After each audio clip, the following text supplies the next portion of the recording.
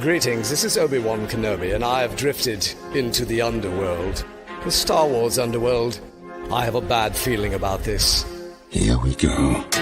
We must go to the lower levels. The underworld. You've taken your first step into a larger world. You're after something. Ben. Since I've started the underworld, I've met so many great friends. Chris. I grew up in the 1990s, and mall packaging is nostalgic for me. Dominic. What I love most about Star Wars is that it's fun and it's all-round good times. So, this is where the fun begins. May the Force be with us. This thing really moves! Whoa! I like this! I can't believe you came all this way to see me. Why am I not in the intro? I gotta come up with a snappy line. What's up, Star Wars fans, and welcome back to another episode of the Star Wars Underworld Podcast. We are your source for the latest breaking Star Wars news, reviews, and discussion each and every week. And this week on the show, we have an incredible, exciting announcement to cover. That's right. The Mandalorian is headed to the big screen. We'll be breaking down the next Star Wars film, The Mandalorian and Grogu. And that overshadowed what would normally be the big story of the week, which we will also talk about, that we finally have a confirmation that there will be a season 2 of Ahsoka. So we're going to be bringing you the deets for that. And then one final story we'll be talking about will be the Game of Thrones boys are back talking about Star Wars and why their show did not work, movie, whatever it was. Very interesting stuff was discussed there, and a lot to kind of talk about the future of their idea potentially for a film, and whether or not we'll see that or not. All that and much more in this episode of the Star Wars Underworld Podcast. My name is Chris. Joining me, it's my good friend, Mr. Dominic Jones. Hello, Chris. Hello, Ben. Hello, Hannah. Hello, everybody. And I gotta be honest, I'm feeling a little vindicated this week because for many years between Rise of Skywalker and now, I said the next Star Wars movie in theaters would be directed by Jon Favreau. It's looking like I'm going to be right. And, so I'm excited about the announcement for that reason. Excited about it for a whole bunch of other reasons that we'll get into. But I'm also really excited about it because this week I've been a little bit sick. You can probably still hear it in my voice. And so I hadn't really put much thought into like prepping for the show and that sort of thing. And I was sitting there on Tuesday going, God, there's not really been any Star Wars news. And what are we going to talk about? I haven't prepped any sort of games or anything fun that we can do. I'll have to come up with something in the next couple of days because there's not going to be any news. And then an hour later, this dropped. And I was very, very happy to see that we get a new movie, another season of a show, and it's going to be a bright future for the MandoVerse. Looking forward to breaking it down. It's going to be a great show. That's right. Busy there in the corner studying, and I don't know why he needs to study. It's Ben Hart, the Star Wars guy. Sorry. Yeah. Hi guys, how's it going? I was just doing some light reading, just light reading, just in the interim, just picking up things. Anyway, it's been great. Star Wars news. We have things to talk about this week. Did something happen? I'm sorry, I've been busy. Ben's just been in his reading nook for the last 2 weeks, just prepping for next year. I think you have, Ben, Dom. You need to have Matt make a quiz on the Star Wars news from the last week. Then there's an idea. Finally have a chance. He's revealed his weakness. This week's topic last week. What Star Wars movie was announced? Ben's like, I don't know. But can somebody please ask me something about an obscure Clone Wars episode? Then maybe I'll have a chance. Is it in this book? It's not canon yet. Oh my gosh. And then also joining us, it is Hannah from the Raeside. G'day there. Great to be here. We're going to have a great discussion. The Mandalorian, good stuff. Good stuff. It's never a bad day. Well, it is sometimes a bad day for Star Wars, but not this week. I don't even know what I meant by that, to be honest. It was funny. I did a stream on Monday of this week, going over all the news, complaining to the ends of the earth. We haven't heard anything Star Wars. Nothing's happening. Oh my goodness. We haven't heard a peep from Star Wars for like 4 months. Shocking. And then within 48 hours, this news dropped, and I hilariously backpedaled really hard about how amazing Star Wars is. So yes, I can't wait to get into it. I gotta be honest, it has been weird the last couple of months. And really, like, I'm going to say even the couple of years, it's felt like there's been significantly less Star Wars news than there was in that sort of 2014 to 2019 span there. Like in that period, it felt like we could do a show every single week with just the news. And then lately it's been like, oh, there's no news. What are we going to do? I guess we're going to do trivia again. I guess Ben's going to kick our ass at figuring out what line comes next in a Star Wars movie or something like that. Like it's felt like it's been real quiet, and especially lately. And I'm hoping this announcement means that things will start to pick up, but there's been more Star Wars than ever before, but it feels like the news itself is like tapered out. And it's an interesting kind of dichotomy. I don't really know what to make of it.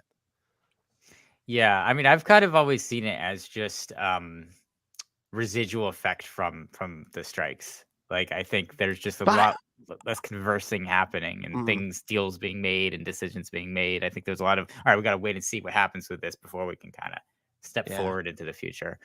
Yeah, I think that's definitely been a part of it, especially lately. But this, I'd go back even before the strikes. It felt like things were quieter than you would expect. Now, there were shows coming out, so there was less of a need for news. You know, when there's a new thing, you don't need to when there's a new thing to talk about, you don't need 8 stories about the next thing.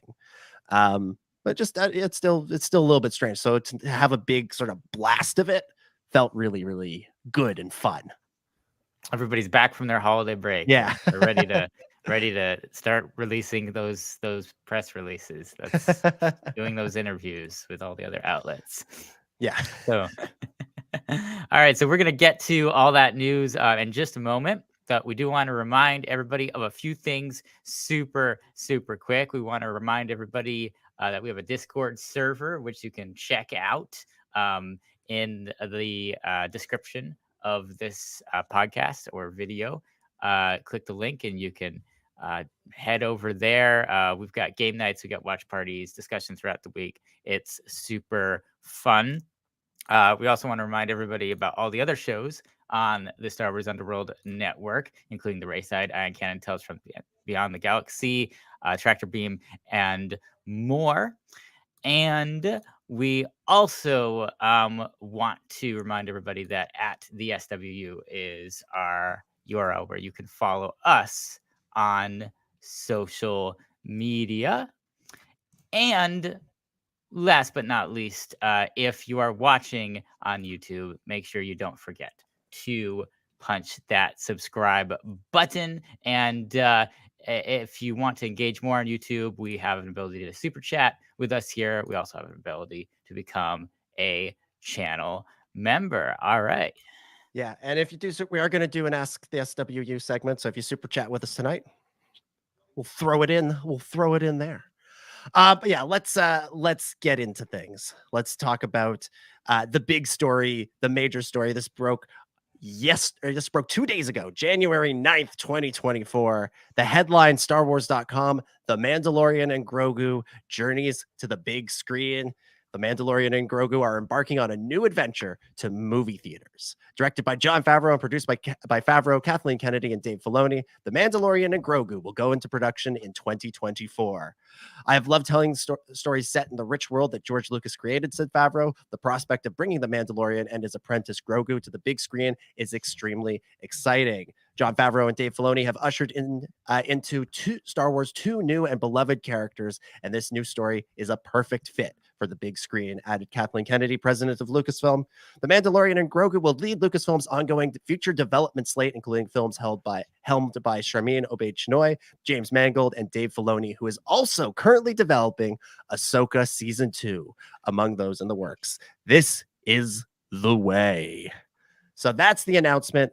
No release date, no cast, but we got a director and writer, and we got a title, The Mandalorian and Grogu. That is, at least for now, the title of this movie. Let's go around the table, give our reaction to this news. Ben, start us off. We'll throw it to you first. Yeah, so I feel like it's always exciting to get an announcement of a Star Wars movie, but it's especially exciting to like get an announcement of a movie that I am more confident than ever will actually happen.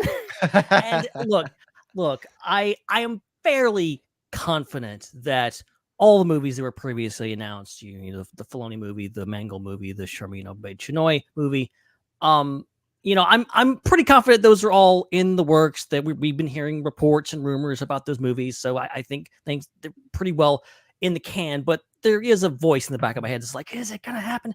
Is it gonna happen? And I think this movie, back when it was rumored a few weeks ago, it sounded right to me because I'm like, okay, that does make a lot of sense.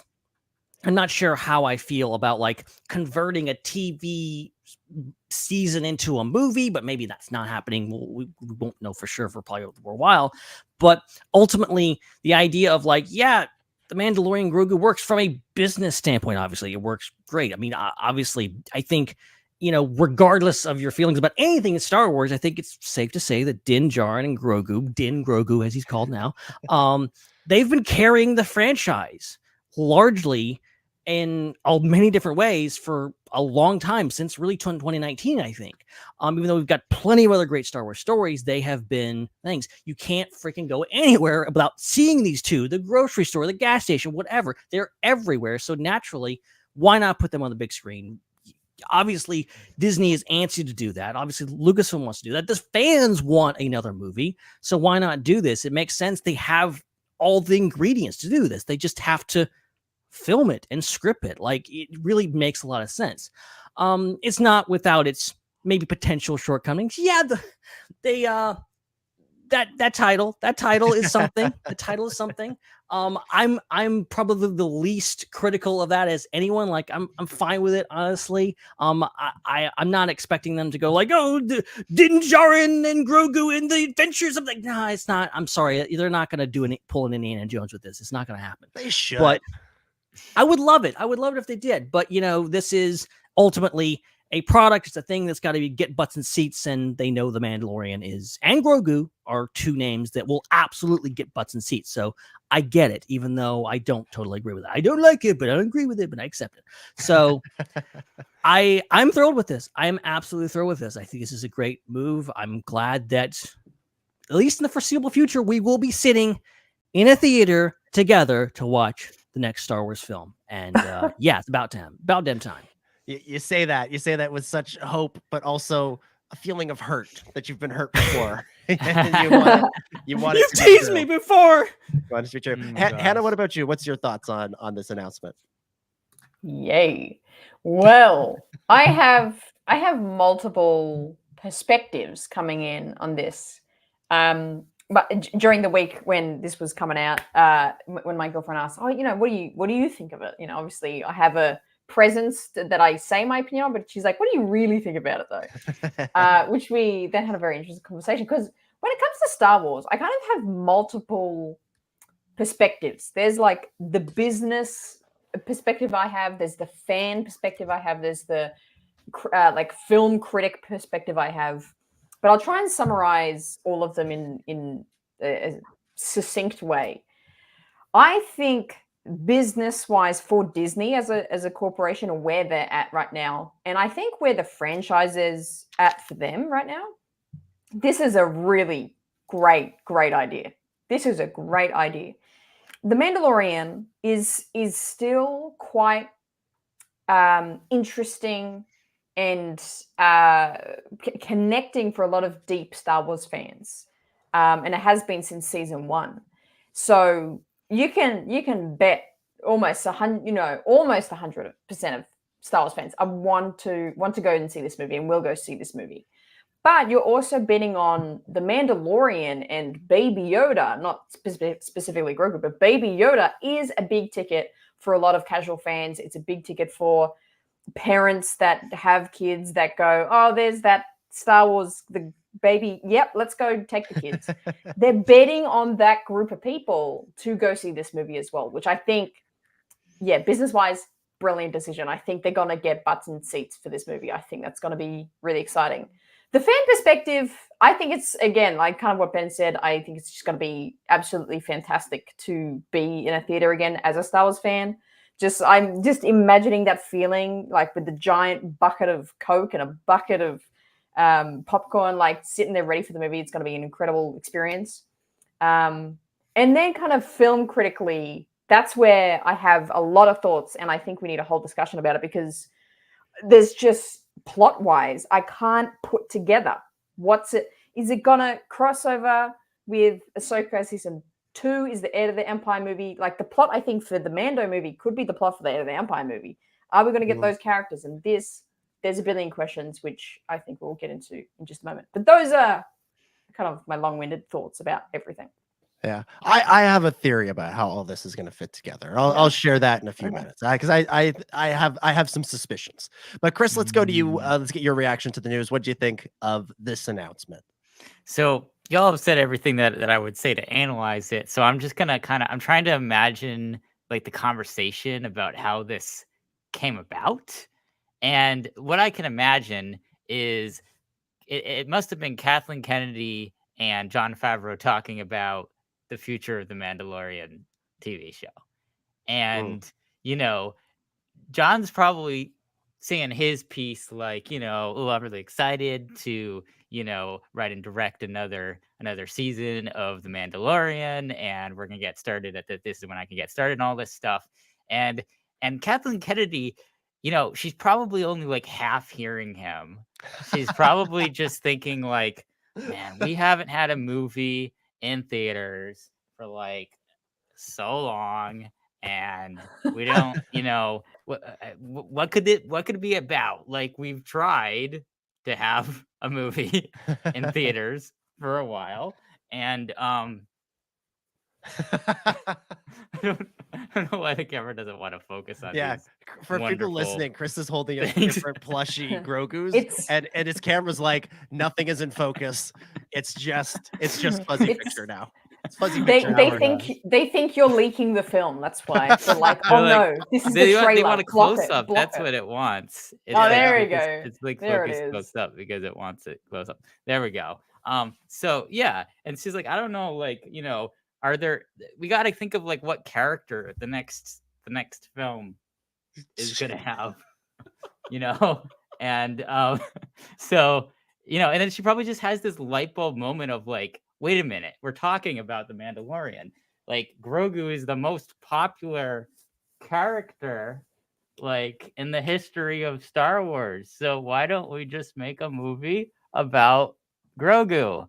And John, why don't you just make a movie instead of another season of The Mandalorian? You know how to make movies. You've directed movies before. And then John was probably like, yeah, that could work. Like, and that's how I think this happened. Like, I think it must have been just some random decision, because it's like, it seemed like so much thought was put into the Dave Filoni movie. Like, oh, we're going to build up to this. There's going to be multiple shows that are going to build this overarching story, and it's going to be the bridge from like one part of the saga to the other and all this stuff. And it seemed like that announcement was like coming for like 5 years, and then it finally came that Dave Filoni's directing a movie. Whereas this seems just like kind of thrown together, just like kind of similar to George Lucas deciding we're going to put the Clone Wars in theaters. It's just like, why don't we just put the next season of The Mandalorian in theaters? Why don't we just shoot for a movie instead? Because we need a movie, and we don't have a movie, and we don't know when all these other movies are going to start because of scheduling and budgeting and all that. So, yeah. Chris, how many Grogus are you holding there? Well, there's I think I've lost count. of the amount of I Grogus in my house. counted 5 with that mug that you just picked up. I think that's accurate. I think that's accurate. Yeah. It's safe to say there's a lot of Grogu merch. I mean, my mouse pad is a Grogu. Oh my god! mouse And pad. there's a sticker on top of the mouse pad. So we're up to They 7. are definitely breaking even on this movie just from Chris's sales of the Grogu merch. That would be I from funded movie. this movie myself. Yeah, pretty much. Single-handedly by buying Grogu things and other people buying Grogu things for me. That's how this happened. There you go. You're there welcome. you go. Yeah. So like I said off the top, I for a long time have looked at Jon Favreau as the guy who is going to bring Star Wars back to theaters. He has a proven track record of making movies, and if anything, it was kind of odd when they hired him to do television, right? Like it was sort of like this isn't his thing. This isn't his forte. It isn't his go-to medium, but at the same time it was sort of exciting, like, oh, they're getting this big movie guy to come in and start Star Wars on TV, so they're clearly they really believe in it and they want to push it forward. But as the Mandalorian has gone on, as it's proven to be wildly successful, I mean, we talked last week about how despite all of the belly aching from fans and certain media outlets otherwise, the 3rd season was one of the most popular shows in the world last year. Is the most streamed series in the US. So clearly this guy knows how to make a Star Wars movie or a Star War that people want to see. So it just makes sense to take his success on television and then apply it to his previous success as a filmmaker. And so that he's always seemed like the obvious choice. And it was always sort of strange to me that they were constantly looking other places when they had the obvious guy right there. And that doesn't mean I'm not excited for the other projects. I think the other directors that we've got lined up are very intriguing and very exciting in and of themselves. But Favreau has always just sort of been the guy to me. And so I think this probably represents a bit of a shift in what Star Wars is going to be going forward. Star Wars was a movie franchise for a long time. Then for the last few years, it's been primarily a TV franchise. I think we're looking ahead at a future for Star Wars that is more movie focused. You look at everything that has been announced beyond this year, it's almost all movies. There's a couple of shows, but really the films are going to kind of carry it. And I think we might be heading to a place where, we know they wanted for a long time to do 2 movies a year. I think we might be looking at 2 movies and 1 series a year. I mean, they had talked about way back in, I feel like it was 2012, that they wanted to have things done the same way they were with Marvel and the releases. Mm-hmm. And of course, Marvel has, at that time, Marvel had network TV shows like Agents of S.H.I.E.L.D. The streaming stuff hadn't fully came into its golden era that it's in now with Disney Plus, but there were still a lot of network shows that were on too. And so, and that worked very well for Marvel, and it was going to work for Star Wars, but for some reason they got spooked. They had one movie that didn't do super well, and they're like, oh, we're afraid of this now. Yeah. And they shook everything up, and the plan that they did have was thrown out. Yeah, which is kind of unfortunate. And then they went all in on TV for a few years with the Disney Plus thing, and that was a Disney mandate, right? Like they're like, we are launching this new streaming service. We think this is the future. Therefore, we want all of our studios to focus on making stuff for that. And then of course the pandemic doesn't help anything, and there's a million sort of little reasons that have led us here, starting with the spook. Hannah. The spook, the great spook of 2019. Spook Star Wars story. That's so good. That should have been the title of Solo. Solo the Spook. I don't have a last name. Spook. Spook. Write down Han Spook. Han Spook. Oh my gosh. No, what I was going to bring up, it's just in my brain. I have to get it out. I remember it would have been on the cusp of the pandemic. So I reckon like middle of 2020, maybe at the start of 2020, perhaps, I think. And this is back in the days where I wasn't even in Star Wars content, and I was just consuming this podcast as a fan, as a noob, as a lame-o. I'm so sorry. Right? And Yeah. and one of the conversations, and it's the most it's the podcast I remember the most from the whole conversation and the dynamic of the conversation. But it was all just after Mando season 1 had released, Disney Plus was out. And pandemic, we're going into streaming, and it was you guys had a big conversation about the direction of Star Wars, and you all perfectly predicted, honestly, that the next few years, which is up until now, of this, okay, we're going to have this weird time in pop culture where movies just aren't gonna do well. People just are not going to be interested in movies anymore. It's going to go hard into the streaming, but in the long term, it's not going to be the same. Like cinema and a cinematic experience is not going to be the same as streaming a TV show in your living room. It's never going to do that. I think, and you all predicted, that there's this spike of interest, but it's not going to be long term, and we're eventually going to come back to film, which I just want to loop back to now. It's like what we're talking. I think maybe we're having a smaller spook now where they're going, where have we been? Let's get back to cinema. Like, let's put something that we've made really popular here into cinema. And I think that's a really good thing. Really good spook now. I've been saying, I think Star Wars needs a safe movie to start with. And I don't mean that as like an insult to anything. It needs something that people will be excited about, that will go into theaters. It'll make money. Maybe it won't make, gangbusters, but it'll come out, make $750 million. And they'll be able to go, okay, we're back. We've done it. We're here. We know we are capable of doing this again. It'll get decent reviews, somewhere between 75 and 85 on Rotten Tomatoes. Like it'll be just nice and solid. And it'll get the ball rolling. And then potentially a few months later, you're back with something that's a little bit more of a risk. The Rey movie or the Dawn of the Jedi movie. These movies that are a little bit more nebulous, that aren't based on, the most popular TV show on the TV show in the world right now. So I feel like that's sort of what Star Wars has needed. And I think post-pandemic, people are a little bit like ready for something that's a little bit more it's more communal, more of a shared experience. And we've seen that with just the popularity of things like of concerts in the last few years.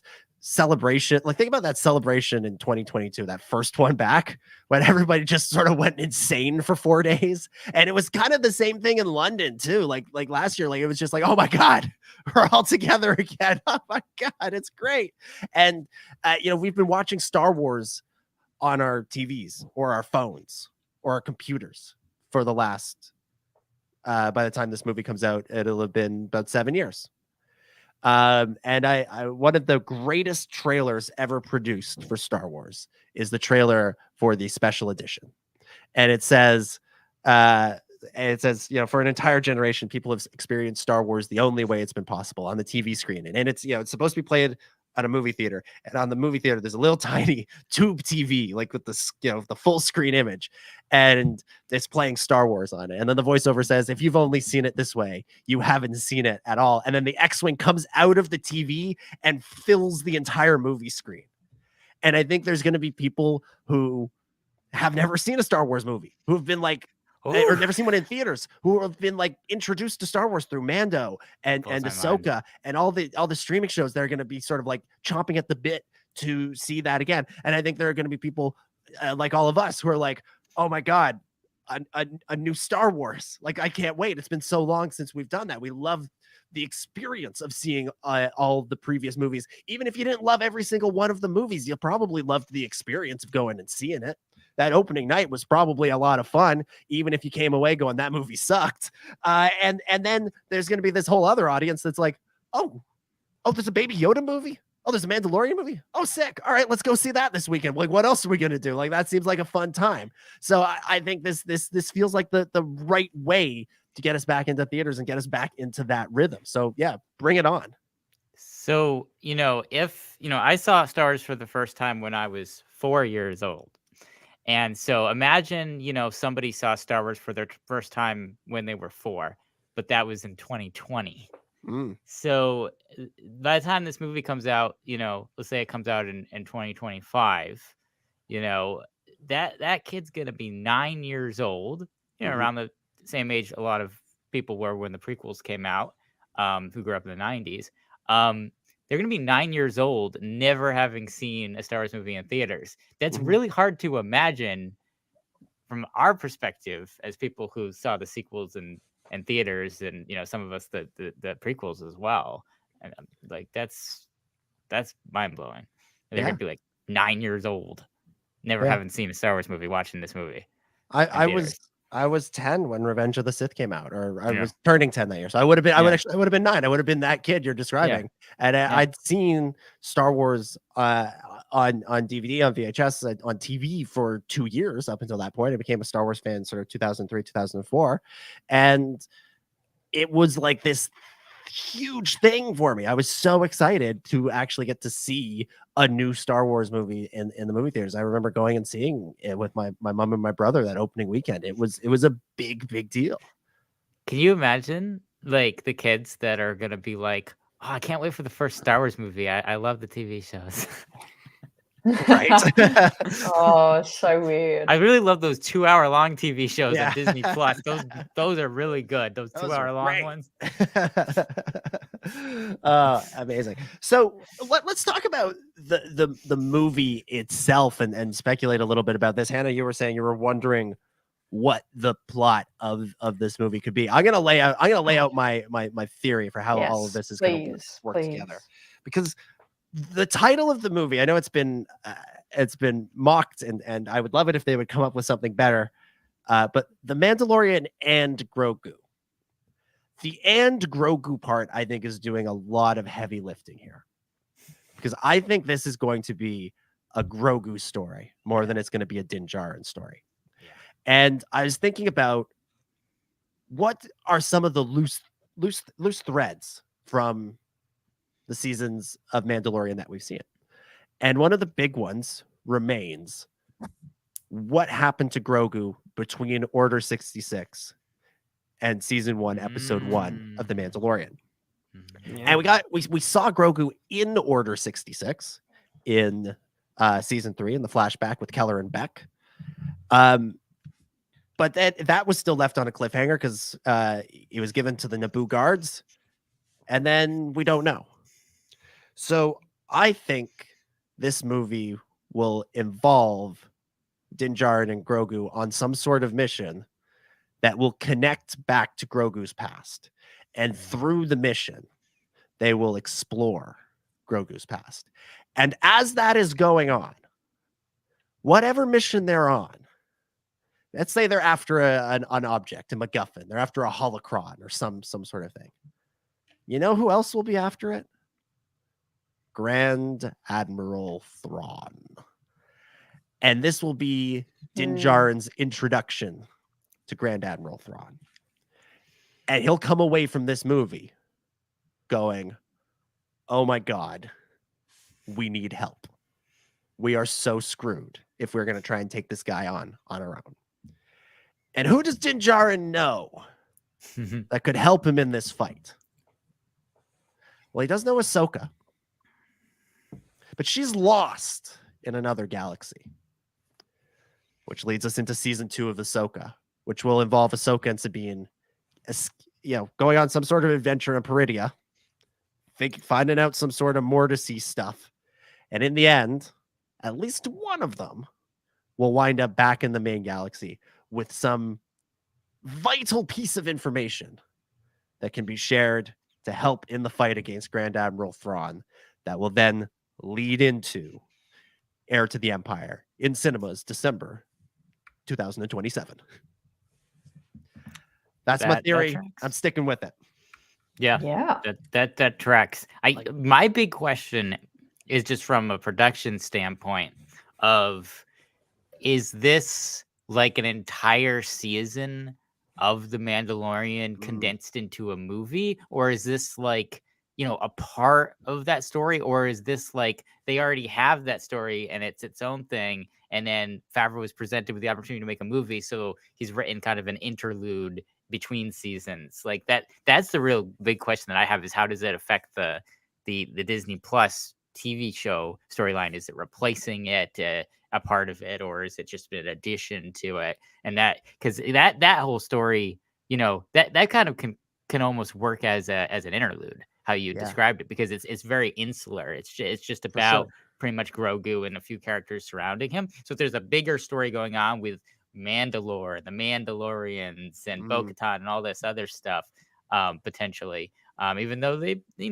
potentially we might not see a lot of that anymore. It was kind of wrapped up at a good stopping point after the last season, interestingly enough, shockingly enough to me. Yeah. But if there's more stuff going on, if it's not involved in the movie, it's not really going to supplant whatever story they were planning for the future of the show. So, it's interesting. Yeah. So I've been thinking about a hypothetical Mandalorian season 4 as being very similar to season 2, where it's 8 episodes, 8 sort of individual episodes that in and of themselves are kind of their own separate things, but running through the background of them is this overarching story of Din Djarin trying to reconnect Grogu with the Jedi.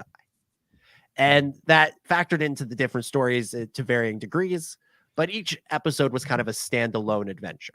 Because I think that's the kind of story that Jon Favreau likes. I think that's the kind of story he wants to tell. And I think when he tried to push beyond that for season 3, I think he struggled. And I think he knew that. And that's why season 4, with that scene at the end of season 3 with Carson Teva, is set up to allow the series to be more episodic for season 4. It was going to be not every week was going to be this, but there would have been sort of an element of Carson Teva saying, "Hey, Din, I need your help on X. I need your help on Y. I need your help on Z." And then that would be plot lines for some of the episodes. I think probably what we'll see in this movie, assuming that Mando season 4 doesn't actually happen, because there's some rumblings out there that there might still be a 4th season of the show. But assuming that this is it, what we'll see is the overarching story taken out of the background and thrown into the foreground for 2 hours or 90 minutes or however long this movie winds up being. And that framing device of Carson Teva saying, "Hey, we need help," could still be there. That could be what sets them off on the adventure. He can be like, "Hey, there's this thing out there that we want you to go have a look at." And he goes and has a look at it. And lo and behold, that sets them off on the adventure. I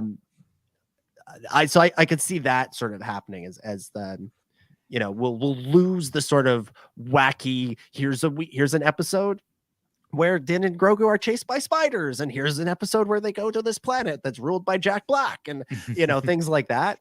But what we'll get instead is a very concentrated version of the story, and it's like, here is the main thrust. Here's the story. Here's the main story we're trying to tell. Here was I, though, thinking that Lizzo and Jack Black were going to be the stars of this movie. You never know. That's the thing that intrigues me the most about this movie, is the fact that it could be anything. It could absolutely be anything. I feel like it could easily be a happy-go-lucky, romp with with Mando and Grogu, and nothing really. Romp. I don't want to say nothing of note happens, but like, it's not heavy. It's nothing. It's more kind of casual Mando Grogu fun, or it could be something very serious where it's like, yes, Thrawn's on the scene and Din and Grogu have to react and have to step up and do this. I feel like this movie doesn't have to do a whole lot of heavy lifting. I think it mainly just has to kind of pull people in and be fun, and the heavy stuff's going to come later with the Thrawn movie, whatever we're calling that. So there's a lot of places this could go, and I feel like this is kind of the up in the air in regard to, it's kind of has a lot of freedom to be whatever it wants to be. I wonder if, the concept that you mentioned reminded me a bit of the Last Guardians movie. Sure. And the way that had that dual timeline going on and going into Rocket's past. And I wonder if they saw that and were like, "Ooh, this could work." Yeah, I don't even know what words you're saying. That's what rocket pass last. Your rocket pass. Who? Rocket Raccoon.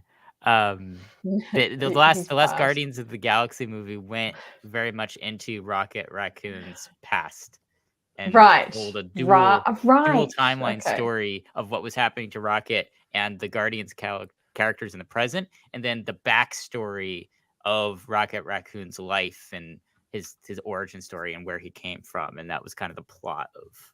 Oh my god! Movie. Yeah, that could be totally it. And like with the layout we're talking about here, I think I kind of want us to bring up Joel's comment, super chat he made just a bit ago about just some of the rumors that have been going around. Which I mean, yeah, everyone and their dog is making rumors about this movie. But this one, you know, I want to treat this as a hypothetically, this could be happening like this. Like, if any rumor was to be true, I have my own. This could be the style that they go for. So this one that's Joel says the rumor mill is saying that it's possible that season 4 will still happen as 6 episodes, and what was going to be the finale of that season is being adapted into the film. That makes sense. Mm-hmm. Makes sense, but yeah. See, here's the thing. I think there's a risk inherent in this, that where basically what you're saying is it's not actually a movie, it's a 2-part finale. So if you haven't watched the season, don't go see the movie. Whereas I feel like this movie needs to be its own thing. If all you know is all you have is a vague understanding of this is the Mandalorian, this is Grogu, you should be able to go and see this movie. The background information will be important, it'll be relevant, but to have it be like, to fully understand this movie, here are 6 specific episodes you have to have watched, and watched in a timely manner. Yeah, that doesn't make much sense. I agree. I think too, if anything, it makes more sense the other way around, where it would be the season premiere essentially, and then you'd have to, if you want to continue the story, you watch the 6 episodes of the show. That would be sick to have it end with like a James Bond style title card that's like the Mandalorian and Grogu will return on Disney Plus in November or something, like you know, like just to like throw it out there like that, and yeah. Are we about to say the same thing, Ben? Are you about to say something? I don't know. I mean, I have something that I want to say, but is it the same thing? Will we find out? I feel like we're gonna say the same thing. What are you gonna say? Am I gonna say it? Do I just say it? You say it. I'll let you know. Okay. Well, my thing is that I think we were left. I think some of us were talking about how almost confusing it was that season 3 ended the way it did, with that last shot of like the iris in and things, and like this more definitive ending, and hey, iris in, iris out, whatever. It was an iris and it did a thing. Okay. Whoa. So ultimately, it was weird if, knowing that, like, oh yeah, season 4 is already happening, we're gonna get more Mandalorian Grogu. I'm like, okay, what's going on here? I think that this movie, makes sense to me. Of, okay, maybe that was an ending. The first 3 seasons, that was a trilogy of seasons, and now they're done. And maybe it was like, oh yeah, Din and Grogu are moving to the big screen. They're not going to be on Disney Plus anymore. I don't really believe that, but I think maybe they want you to believe that. So ultimately, I think that makes more sense. You give this really definitive ending on TV, and then you move it to the big screen and have basically a restart where people can jump on. A lot of series do this. We have Doctor Who is in the middle of doing this right now, which it has this 60+ year history of things, and people are intimidated, obviously, by the show. Now it's getting a fresh restart, literally calling it season 1 on Disney Plus, just to get people to come in and not feel so intimidated by it. So I think ultimately, the movie should be next, even though it may not be.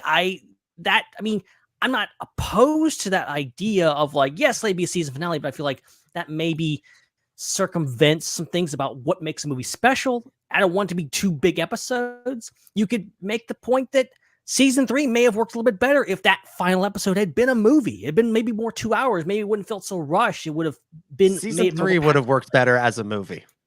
I'll say that. People have said that about every other show, and I haven't agreed with it. That's the one I'll agree with. That should have been a movie. Yeah, 2.5 hours. That story is sick. Over 8 episodes, it was okay.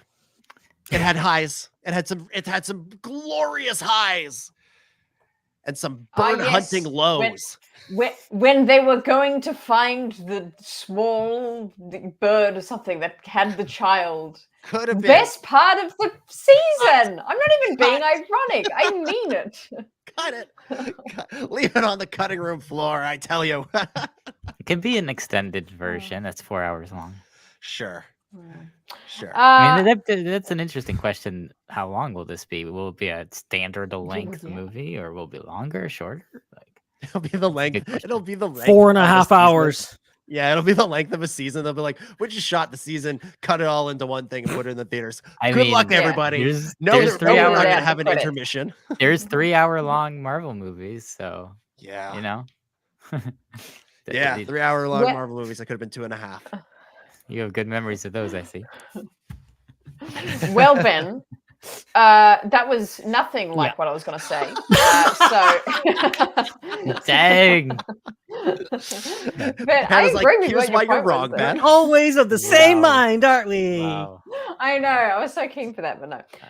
No, what I was going to make likeness to is Mando season 2 premiere, which I think you actually tweeted about, though, during the week, Ben, on the Underworld social media.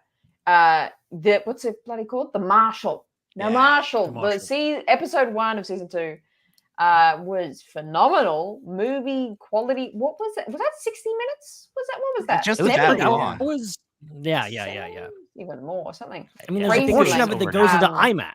Like they made an IMAX. They put an IMAX like shot, like a sequence in a Disney Plus TV show. Yeah. Like, you know, so weird, so random. A waste of I can't wait to plug this in on my home IMAX screen later. Yay!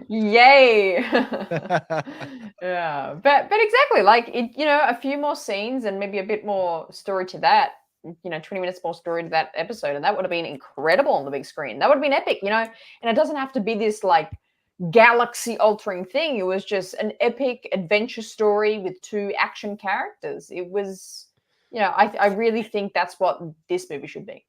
And I would make the argument that most Mandalorian episodes feel cinematic in quality. I think I still I'm not over the fact that like Star Wars live action TV could have been something different. It could have been something that felt cheaper. It could have felt something that was not up to snuff in regards to what we were used to on the big screen. That was a big transition. Literally in almost the same day, going from Rise of Skywalker to The Mandalorian, that thing of like, what does a live action Star Wars TV show look like? We got it. And I think we are still way too spoiled, and we don't appreciate how well the show turned out.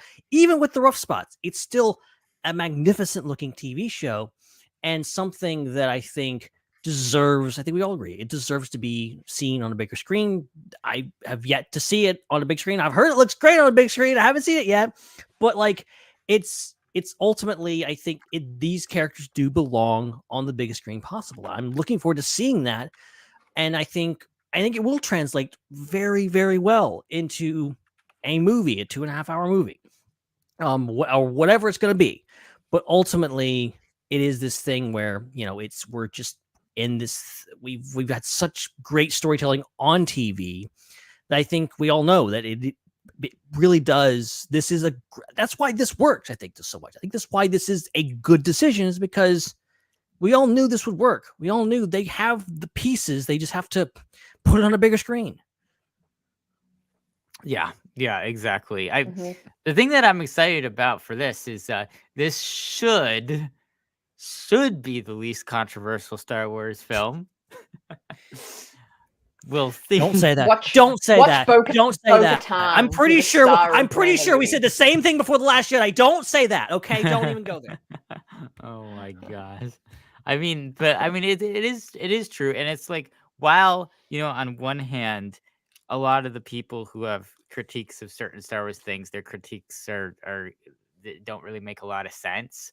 Um, there is something to be said about the fact that it is kind of cool that Grogu and the Mandalorian tends to unite the largest group of people and Star Wars fandom. I feel like that's the most universally popular and appreciated part of Disney's Star Wars.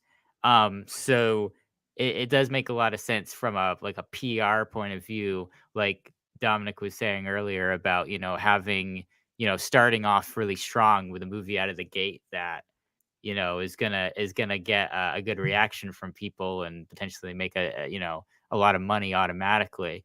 It makes a lot of sense to take the two characters that tend to not get a lot of hate. They tend to be two very safe characters. So this is very much like the safe choice, like what we were saying earlier about how the Rey movie and the Dawn of the Jedi movie are definitely more fascinating concepts, Mhm. and definitely a lot of us who are very uh in-depth Star Wars fans and followers, we there's a lot more to think about with those, and a lot kind of more interesting nuances to them and what they could mean being so far in the past and so far in the future in the Star Wars timeline. But I think for the general audience, this is the one that's going to excite the most amount of people, and this is the one that I think the most amount of people after they see it are probably going to come out appreciating. I think because again, these characters are just so universally loved by so many audiences around the world. So it makes a lot of sense. It actually is kind of shocking when it's put that way, that they've taken so long to make to this decision. get to get to this point. Yeah. One thing that I thought was a little bit conspicuous by its absence in the announcement, and this is something that I was feeling very strongly about going into a hypothetical season 4, is the lack of any sort of casting news, because we know who plays the Mandalorian. It's not like announcing the Dawn of the Jedi movie where it's like we don't know who any of these people are, so announcing actors is sort of like, whatever. Cool, that person's in it. Great. I love them in the other thing. I hope they'll be great in Star Wars too. With this, one of the initial selling points of the Mandalorian was the star, Pedro Pascal. And Pedro was a mainly voice actor in season 1. He did one scene on camera. Season 2, he's much more of a presence. Season 3, he's not in it at all. Like, his voice is, but he's not. And I'm gonna do a Mando 3 rewatch at some point in the next little while. But the more I think about it, the more I think that hurt the season. And that's not any disrespect to Brendan Wayne or Lateef Crowder, both of whom did a tremendous job. But not having Din Djarin's face in there felt like a weird step back for the show. And there's been a lot of reports about what Pedro's going to do next. I know he's going to go do another season of The Last of Us, and then there's been talk of him being in the Fantastic Four. And so this is a dude who's loved by Hollywood right now. He's going to be very busy for a very long time. And he's also able to do this show because he can just show up and record the lines. He doesn't have to commit many months to being there, to being on set. And part of me wonders if the shift for the Mandalorian from TV show to movie might be to entice Pedro Pascal to be more involved. Because I suspect, and I could be wrong on this, but I suspect the price for him to be in a movie is higher than it is for him to be in a show. I think he's going to get paid more, and I think because he's a legacy actor now, going from one medium to another, I think he could command a higher pay, and I think that might entice him to be more involved. And again, you can still have Brendan and Lateef do a lot of the Din Djarin physicality. You know, if they're going to shoot this movie for 6 months, those two dudes can certainly do 4 or 5 of them. But I think you got to get Pedro in there for a month. You just need, you need him there. You need him to be part of this story. I really, really, really believe that. So I want him in. I want him in. And I hope this is part of it. I hope this casting is part of that. Did I say something? No, nothing. I totally agree. Nothing. Your theory is actually very solid, and I hadn't thought about it that deeply yet in terms of the Pedro Pascal stuff. Pedrality of it. Pedro, I know, I just combined it there. But that makes total sense, and I think the ticket of the fact that hey, this is going to be in cinemas, we can bump up this paycheck for you a little bit. Not diminishing that, Pedro is a bad guy and like he's after the money only, but like he's such a fantastic actor and he's really come into the spotlight in the past few years. So he would have a much bigger price tag on him now, and I think you're totally right there. The cinematic element of it, if this is going to be on film, let's go, might be the way to get him in. I mean, I like literally one of my first thoughts after hearing this news, and I tweeted it as I did a lot of my thoughts this past week. Din Djarin better damn well show his face in this movie. Like that's how can you not have a Mandalorian and Grogu movie and not have Pedro Pascal in it? And all like I said, all due respect to Brendan Wayne and Lateef Crowder, they are the Mandalorian. Those 3 guys do make that character. It does not happen without one of them being absent. But Pedro has been absent. It feels like. I know there was some stuff. Season 3, apparently he was on set for some stuff, but ultimately he was him not showing. Yes, there was that for the scene where ironically the scene in the Jack Black episode, there was a couple of scenes. He just wanted to meet Lizzo. Yeah. Well, okay, so he's like, I love School of Rock. I just wanted to be there with Jack Black. Which I don't know why was that the episode. You can only have the guy really for funny. a few days, and That's he goes really for funny. that one. I don't know why if you don't have him on set, you don't shoot a shot where like they could easily put an insert shot of him like taking his helmet off. Because I heard the story was that like in season 1. He was just going to get paid for a voiceover role. And they're like, no, I don't like this. So they put that scene in of him taking off his helmet because originally that was supposed to happen. So I think there is something to do with professionally. I don't doubt that Pedro Pascal like wants to be the Mandalorian. That he wants to be there. He can't help it that he's like the most sought after actor on the face of the earth right now. And then he wants to be in Gladiator 2, maybe in Fantastic Four, and all these different things. And of course, however many more seasons of Last of Us they're going to do. So like he's sought after, but ultimately he still has to do from a professional standpoint. He has to be worth his time. Yeah. And just doing voiceover, maybe that's what he's going to settle into. And maybe they want to just keep the Mandalorian going until season 27. And he's just doing the voiceover and it doesn't matter.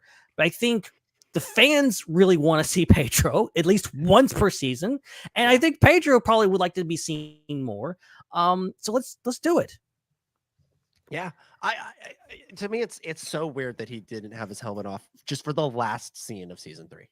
Like if he had his helmet off for that scene, I honestly wouldn't be complaining, but the fact that it was on for the entirety of it and he wasn't, it's just so weird. So, but yeah. And again, I think it's, you can, if he's picking between various projects and they're saying to him, Pedro, we want you to come and do more Din Djarin on set stuff. And he's like, oh, but I want to do these other things. I got to do this, that. If they say, okay, it's a movie, it'll be maybe a smaller commitment and also will pay you a lot more, then, that might be what makes him choose to come and do a month of The Mandalorian and Grogu over, some other project, some other, like, if it's some other thing that's not like a passion project for him. Like, God love the Fantastic Four, but do we really think that's a passion project for him? I'm sure he'll be very well paid if he goes into that movie. Just like all of them are. So yeah, I don't know. That makes sense. It's an interesting concept talking about it from like a strategy point of view, because in my brain I've always just assumed they're gonna write it how they're gonna write it, and they're gonna get him for what they're gonna get him for, and Disney's just gonna pay what they're gonna pay because they have all this money. Yeah. So like I've always kind of viewed it as, I never expected that. I didn't think the reason why we didn't see his face was for money reasons. I never expected that. I always thought it was kind of a writing choice. Yeah. No, but- I think for season 3 it was probably more of an availability thing than anything else. Yeah. And they wrote around his availability. And I just think the money more than anything just makes his availability more open. Yeah. Because let's be real. For most people sitting here thinking like, oh, do I take this job or that job? The money factors into it. If it's a true passion project, you probably take the lesser, you probably take the lesser pay. But if it's two things where it's about the same, come on, you're going. I mean, if we were talking about Oscar Isaac, we would know the answer. Yeah. Well, or maybe Pedro's like, I'd like to buy Oscar a new house, so I'll go do Star Wars. I'll go do it. I mean, yeah, no, that's an interesting concept. It would seem kind of odd just from a Hollywood point of view for Pedro Pascal to be in a movie and for us to not see his face in a movie. Mm-hmm. Like that would be, from a Hollywood perspective, that seems kind of odd. From an in-universe perspective, it doesn't seem odd because the character very rarely has his helmet off. Yeah, so it's still so weird to me that all of season 2 was like, you're more than the armor. You can take off your helmet and still believe in these things. And then season 3 was sort of like, nope, back to square one, helmet on all the time.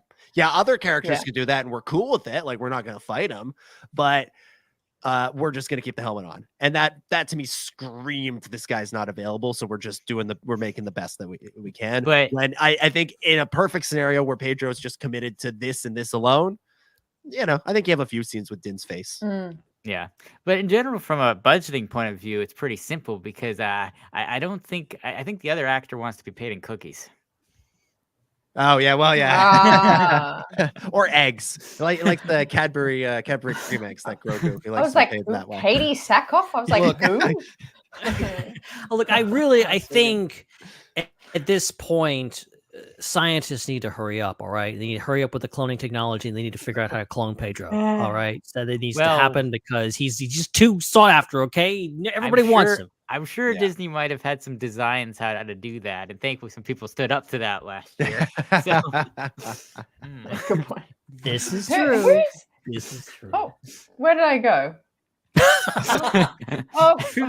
Hannah, can you still hear me? Yeah, we can still hear you, but Hannah has frozen and completely out of focus. This is you look censored. Yeah, you look like you're in the witness protection program. I'm waiting for your voice to get really I'm low. back. Oh yay.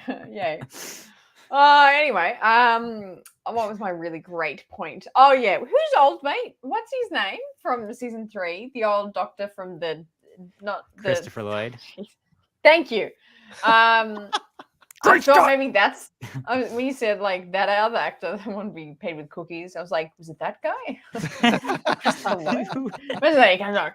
I'll do it if you pay me the cookies. Oh, so good.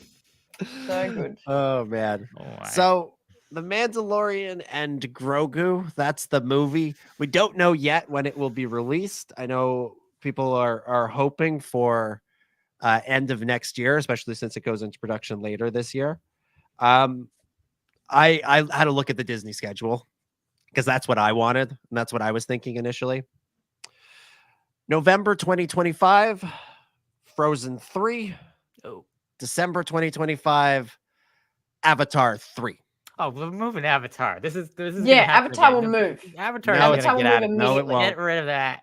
I look. No, I don't think it'll be done. It won't be done. I don't need to pay 10 years. I don't need to pay $20 to go have another nap. But Avatar makes billions and billions of dollars. They're not moving it. It comes out at Christmas. That's its thing. I'm gonna let everybody know that the theater at the Rio in Vegas is $5 for Avatar. Okay, there you go. That's where I'll go for my nap. Where you get your money's worth. But Star Wars, I'm gonna say May 2026. I think that's the realistic target, unless Hannah, unless you're right that Avatar's not finished, because the last one took forever. Eat your words, look, this is one of those things. I so hope I'm wrong. I would honestly, rather have a Star Wars movie than an Avatar movie at Christmas. Sure. Are you kidding me? Of course. But we're assuming that like it's going to be starting production in the next few months. It could be starting production in November, like as far as we know right now, and that gives you a year. Like the movies take a while to make, guys. I hate to say it. No, they're fast. Instantly, you press a button. Yeah, not saying no, it's fast, but I'm like, I reckon they're going to start production on this in April. They'll shoot for 7 months. They'll edit for 6. It'll be ready by Christmas. James, old boy, I don't know. I'm a little weird about. I don't love him. But no offense, James, but he won't be ready. So within 2 months, we'll get an announcement that Avatar 3 is delayed. Or we have a situation where Disney has learned from some rival studios and they want to put on a Barbenheimer style face-off between Avatar and Star Wars. Grow guitar. Let's go. There you go. Groguheimer. We should have had that. I wish we had Groguheimer. Groguheimer. Oh my God. Incredible. Yeah, we'll see where we wind up. We'll see where we wind up with this, but it's very, very exciting. The other part of this, the sort of the buried lead in all of this announcements, Ahsoka season 2 confirmed. It was buried at the end of the initial announcement, and then a second announcement was thrown up on StarWars.com with a sketch from Dave Filoni showing Sabine and Ahsoka standing on that statue of the father on the hand of him pointing at something, and they're looking off into the distance. So Ahsoka season 2, it's announced, it's confirmed, it's happening. Reactions, Ben, to you first. Thank God. There was a minute there. It was like, oh, are they really not gonna do this? Like, come on, guys! You gave us a cliffhanger. You're not gonna. No, it's thing. Because, like, I think the worst case scenario in my mind was like, oh, they're gonna do another show, and that's gonna pick up where Ahsoka left off. Like, no, I really did want a proper season 2 for Ahsoka. I'm glad we got it confirmed, and just weird that it didn't happen sooner. Chris, your reaction? My reaction is they were going back and forth about whether or not we should say that we're just going to make a Sabine show that's going to be the sequel to the Ahsoka show. And, it was a big debate about that because Sabine's the main character. And they finally caved and were like, all right, well, the first show was called Ahsoka, so we got to call season 2 Ahsoka as well. And so let's put the announcement out that we were sure about what we're going to call this thing. Okay. So your theory is they were just worried about the title. Yeah, no, I think it's probably that what we were talking about before with the news, where it's like that announcement would have come during the strikes. Typically they'll announce that around the time that a season's ending. And so I think with all of the press about the strikes at the time, I think they probably thought it wouldn't get as much legs, or it might maybe get some bad press or something. So they wanted to kind of have it not be connected to all the stuff that was going on then. And so now they just, have decided to couple it with another announcement. Yeah, I was gonna say, so instead they bury it at the end of another announcement. Well, it's a bury and it's a lead, because yes, it's buried because it's not going to get its own headlines, but it's a lead because everybody's going to know it, because everybody's going to be interested in reading the other one. So now probably more people know about that than even watch the show. That's fair. Hannah, your feelings on Ahsoka season 2? Yeah. Okay. So, Ahsoka season 2, incredible.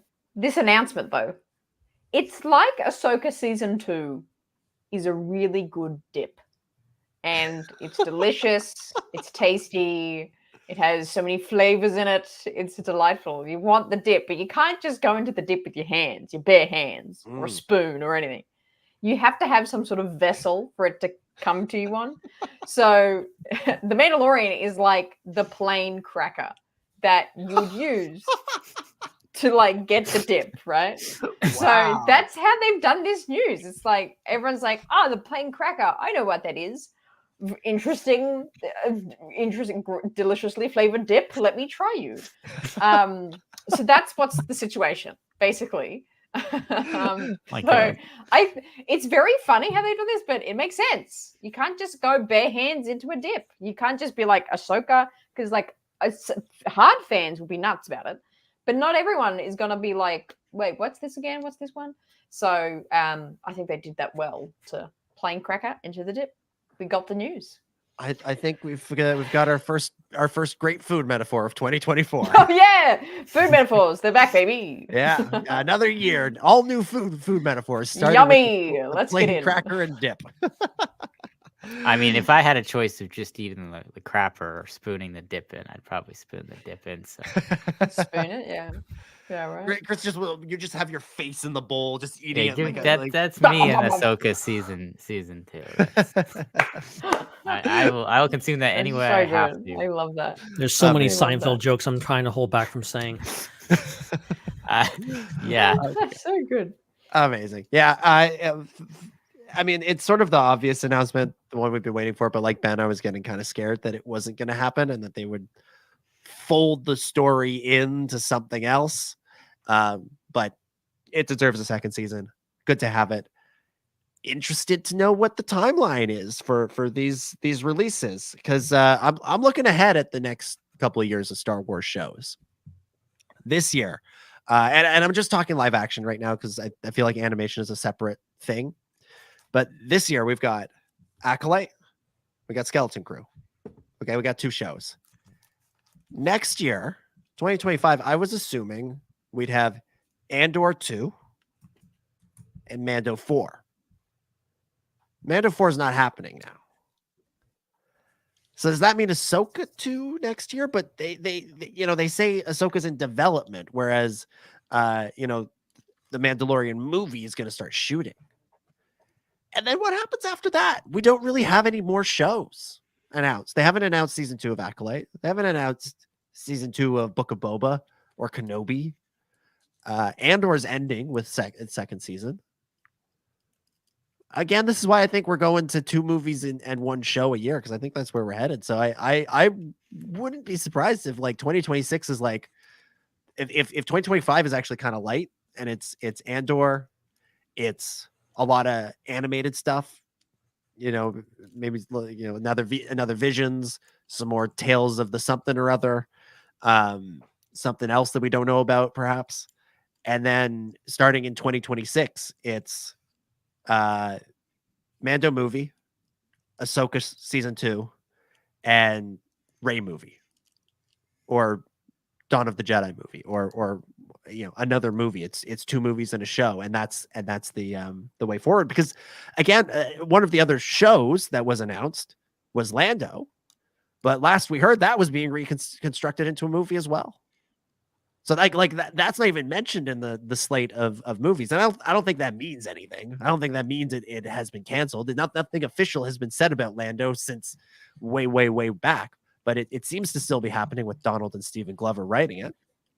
So, there's a lot of movies on the slate. There's the 4 that they've officially announced. There's Lando. There's Taika's thing. That seems to just be nebulous. And Rian Johnson is still just out there in the ether with a vague idea of like, I'm going to make a trilogy. And nobody's saying nothing about it. So movies are the way forward. And streaming is going to kind of support that, I think, more than anything else.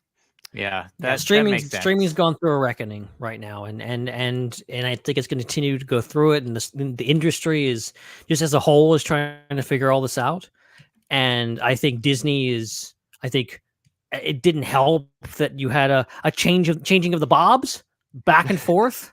One Bob wanted to do one thing, the other Bob wanted to do another thing, and I think that's just how it is. I think one Bob really wanted to go hard in the streaming, and I think the Bob we have right now is maybe not so hot on that idea. So I think it's gonna be interesting. It's gonna be genuinely fascinating to see how not just Star Wars but all franchises adapt to this. And it's interesting that they're transitioning one of the streaming things into a movie thing. with Mando, and it makes me wonder, like, one thing they say a lot about movie studios is something that was a project under the previous regime is almost certainly going to be canceled or not, fully followed through on by the new regime. I'm a little worried about the future of the Acolyte. Not really worried. I'm not scared, but there's a little doubt in my mind now that will this show run for 5 seasons? Or will it get the Andor treatment and go for 2? Was it rumored for 5? No, but like, would it be? It felt like it was supposed to be an ongoing thing. But will it get sort of the Andor treatment of like, well, okay, so season 1 is done. And we were thinking we would do more when the other Bob was in charge. But now that this Bob is in charge, well, we'll wrap up the story if it's successful. So we'll do a second season, but that'll be it. So I kind of wonder if that is a show that might get caught in the crossfire of the changing regimes. I'm not, again, I don't want to spell doom and gloom. I hope very much that show runs for many, many seasons and that sort of thing. But I could see a situation where as Star Wars becomes a movie thing again, where the focus is on the movies because they know they can make billions of dollars at the box office. Some of these streaming shows might get, we might be going back to a situation where animation is the leading Star Wars form of television. I think the thing is, you want to expand as many storytelling avenues as possible. And, they clearly have kind of 3 things going on at the same time right now, where, they have these stories that take place kind of in and around the original trilogy. Then they've got kind of like the Mandalorian stories, which are kind of branching off into their own thing. And then they've got the sequel stuff. And it seems like the kind of the future thing, the 4th thing that they're adding is all the stuff that happens before the saga with the Mangold film and with the Acolyte and the continued publishing stuff with the High Republic. And I think that maybe, Andor didn't need to be like a tent pole for an era. Like there were so many like dark times things coming out around that time, and there will continue probably to be dark times things coming out. So whereas the Acolyte's all by itself, there's really not a whole lot around it in film/TV. So I'm thinking that they'd probably prioritize it a little bit more if they really are serious about building out that era and bringing in more stories in different mediums than just the comics and the novels from that era. And one thing that I'll just say real quick, Ben, is that the Acolyte does have going for it, and any current Star Wars projects have going for it, is that the Lucasfilm regime has remained the same. So while Disney may be telling them you need to focus more on movies rather than streaming, the people who are involved in making the Star Wars projects and who are passionate about them are still there.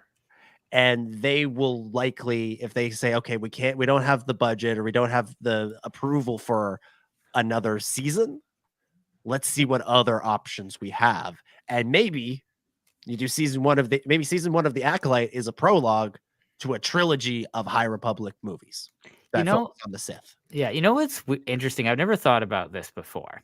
Is the strategy of Lucasfilm currently seems to be not a very like balanced strategy. It seems to be a strategy of polar opposites, where half of the media that they put out is very much catered towards fans of what has come before.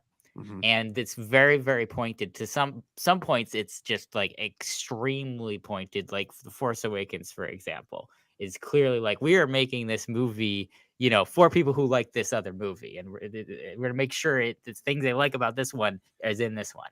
And so you have that. But then on the other side, you have this whole, let's push everything forward. Let's do everything differently. Like the Rey movie and the Acolyte seem to be very much and Taika Waititi's movie, let's do things like we've never seen before that you wouldn't even expect.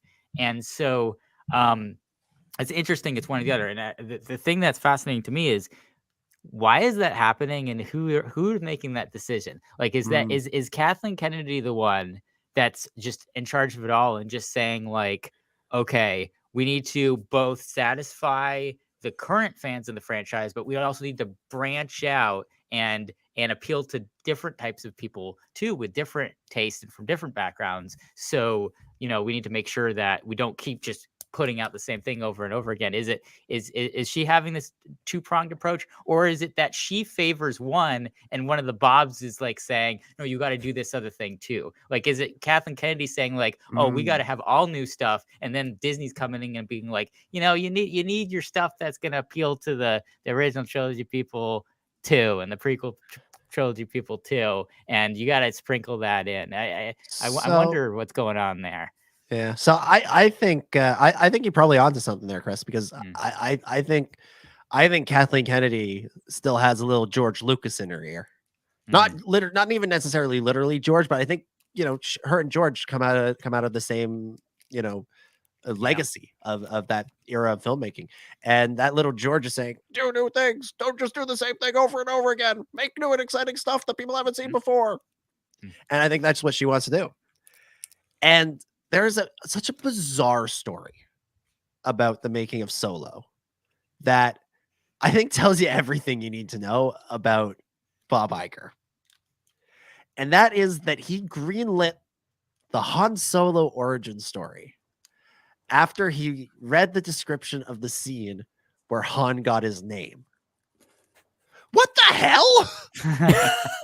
What are you talking? That's the scene, not the badass space chase or the uprisings or the characterizations and now that he's like, we found out how we got his name. We got his name. That's how we found out. That's why this is going to be a great movie and everybody's going to want to go and see it. And I think there's definitely Iger and other people at Disney who are like, just keep making the same stuff. Keep making the stuff. Make Han Solo, make Chewbacca, make Luke Skywalker. Just do these things. Don't push out there and do too many crazy things because people don't want to see that. And, I think Kathleen Kennedy wisely wanted to relaunch the franchise with something that was very familiar. And that's why we got The Force Awakens. And The Force Awakens was uber successful. Most successful Star Wars movie other than A New Hope. It's and I think that sort of put a lot of oomph behind the idea that what you needed to do was give people stuff that they've seen before. But then Solo came out, and I love Solo. No hate to Solo, but a Han Solo origin story did not resonate with a modern audience. People weren't interested. They didn't go and see it. The ones that did liked it, and they thought that was a great piece of entertainment. I enjoyed that. But people weren't chomping at the bit for it. And so I think there's this part of the push and pull we've seen over the last few years has been The Force Awakens was so good. People want more of the same, but nobody went and saw Solo. So people don't want more of the same. So what do? And that's why, again, I keep going back to this. Why I think the Mandalorian movie is the perfect one to bring them back to theaters. It's safe. People love Mando and Grogu, but you have a little bit of freedom to do something a little bit more out there, a little bit more that doesn't leap over boundaries, but pushes them maybe a little bit because you're coming in with something familiar, something people already like, but there's something that while people have some nostalgia for it, they don't have like deep nostalgia for it. They're still open to molding their impressions of Din Djarin and Grogu in different ways. Filoni and Favreau were able to distill Star Wars in a less obvious way. I think that's kind of the big difference there is like, JJ and company with The Force Awakens, unfortunately, we're just a bit too obvious with we're going to make a cookie cutter Star Wars thing that everybody's going to like. And to the point where you had George Lucas himself literally commenting on it. Like, and that was probably not the best PR that you could get, unfortunately, for that. And so I think, Filoni and Favreau were a lot, I think they had a more nuanced concept of, let's take, a very popular, aesthetic in Star Wars, which is the Mandalorian aesthetic, which has been popular ever since, practically the holiday special, and definitely since Empire Strikes Back. Yeah. And then let's take, this concept of, well, people kind of like Yoda and think he's cute, but people really like R2 and BB-8 and think they're amazing. Let's kind of take the spirit of R2 and BB-8 and, the spirit of Yoda and kind of like mesh it together into something new and innovative. Like that idea, they were able to accomplish, I think, a lot better way for the general audience what JJ and company were unable to fully grasp with The Force Awakens. And that's why that's why you have very different concepts or very different reactions to this versus the Rey movie. Obviously the Rey movie has some other stuff behind the scenes going along with it that's created a whole nother issue, which is unfortunate. But I think even just without the out of universe stuff going on, I think just the concept of the Rey movie versus the concept of the Mandalorian Grogu movie, the Mandalorian Grogu movie is a safer bet. Again, that speaks nothing to quality. That speaks nothing to what an individual is going to enjoy more. But if you're just looking at numbers and you're looking at people, there were a lot of attempts at various ways to continue Star Wars. And I think of all those, the Favloni attempt was the one that resonated the most with the most amount of people. Yeah. And I remember those criticisms, even the first episode of Mandalorian, of people like watching that final battle and go like, "Well, this is it's just Boba Fett and IG-11, IG-30, and they're just having a battle, and it's just a thing. This isn't anything new." And to a point, you can see their point there. But ultimately, it was like remixing it, to your point, Chris, like remixing it in a way that was unique and didn't feel as recycled as the Force Awakens. Force Awakens is blatant about what it recycles. It's trying to do that. And it does it all right. Okay, I adore that movie. I'm not criticizing it, but it could have done better in certain places and whatever else. That is all things. But I mean, you have to recognize the fact that also the reason we are sitting here right now talking about this thing called Star Wars is because a studio or multiple studios said, "Hey, people like that Star Wars thing. Let's do more of it. And let's just do more of it, repackage it with something else and throw some new things in and keep going with it." And here we are 46 years later. That's the thing. That's franchise culture is bigger than it ever has been. You constantly see things. That's the reason why remakes happen, why reboots happen. They don't reboot movies that fail. They reboot movies that were successful because you have the name recognition, you have built-in audiences. All this stuff happens because Hollywood is, rightfully so, perhaps, obsessed with franchises, obsessed with continuing things. And that's why you'll never see the last movie or sequel reboot of anything, because it's going to keep going forever. But ultimately, I think Star Wars has probably done it the best out of everyone because it does continue to try to reinvent itself. And I think the worst Star Wars is Star Wars that's too self-referential. It's too going back to the basics. I think the stuff that we're looking at now, and even in Mandalorian, which is not the most out there, the most, I don't know how to say it, the most inventive Star Wars, it's still doing new things. I like that. We're getting Andor. That's doing something new. Acolyte doing something new. I do wonder about the future of this. I do wonder, will we get Acolyte the movie? If that show is successful, if it is as good and as big as we hope it will be, will it something similar to that? I'm wondering if streaming could become an area where things are tested. There were more of the riskier projects show up on streaming, and they put the more sure to be blockbusters on the big screen. Something that, I think, it's weird that Andor did the opposite. Andor had a movie and then they did a TV show. Like, I think Andor being as big as it has been and how lauded it's been, I think if Rogue One didn't exist, we'd be like, oh, let's do a team up movie with Andor, and he builds a crew, and that would be a thing. Obviously, that can't happen. If Rogue One didn't exist, that'd be the plot for season 3 of Andor. Like exactly.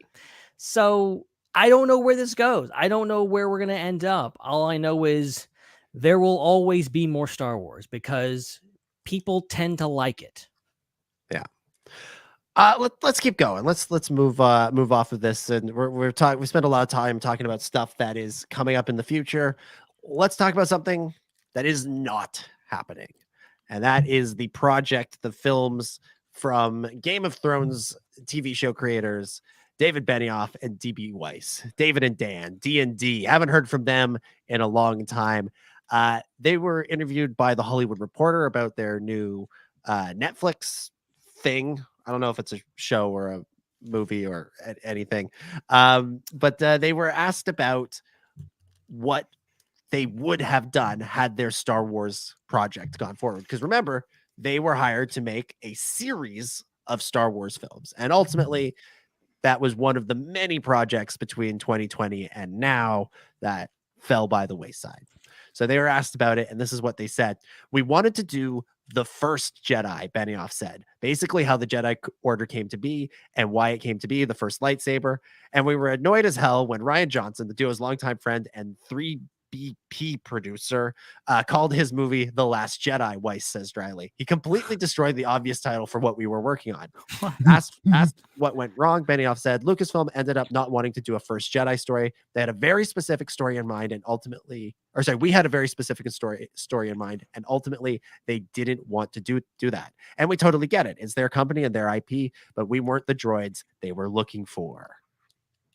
Now, the kind of ironic part of this is they say we wanted to do a first Jedi movie and Lucasfilm didn't want to do that. Well, I mean, 8 months ago, they announced basically the first Jedi movie from James Mangold. So really, Dan, what I think is they didn't like your concept for it and they went looking for other ones, because this is now the third person, the third creative team we've heard about that's worked on this concept. Obviously, James Mangold has created a movie based around this idea. We have David and Dan.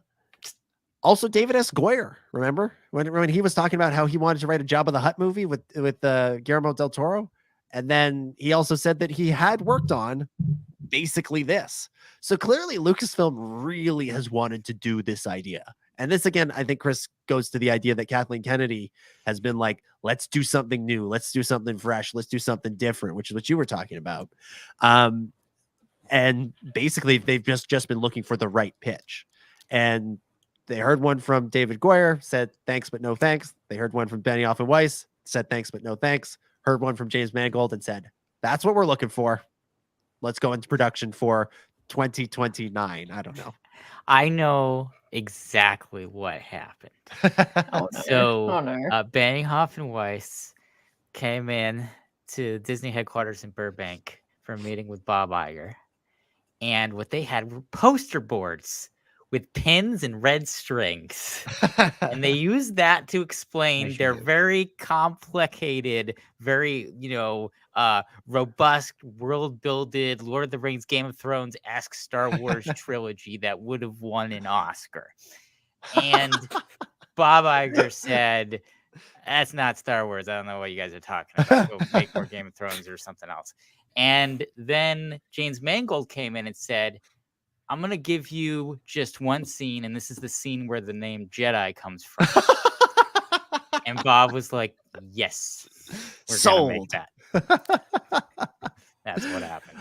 What do we call our order? I don't know. We're sort of like Jedi. All right, Jedi. That's good. Good enough. Jedi. The movie's going to be called Jedi: A Star Wars Story. Jed. Oh, terrific. Yeah, it's there's so many roads not taken here with Star Wars. This is kind of a fascinating one because it was like one of the marquee announcements sort of in that 20 2015 to 2019 era of like, oh, we got the guys who are making the biggest TV show of all time. We got them to do this. And then it didn't go anywhere. It just sort of wound up not being the right fit. But we'll see when Mangold's movie comes out if this long winding road to that idea was worth it. Hannah, you seem skeptical. Yep. Yes. I'm not a personal fan of James and his work, really. I don't like a lot of Jameses now that I'm discovering in this conversation. I think I probably would have preferred those guys over James's. Well, I can't really say that. Really, you didn't suffer through Game of Thrones season 8, so that's true. That's true. It's maybe I don't know.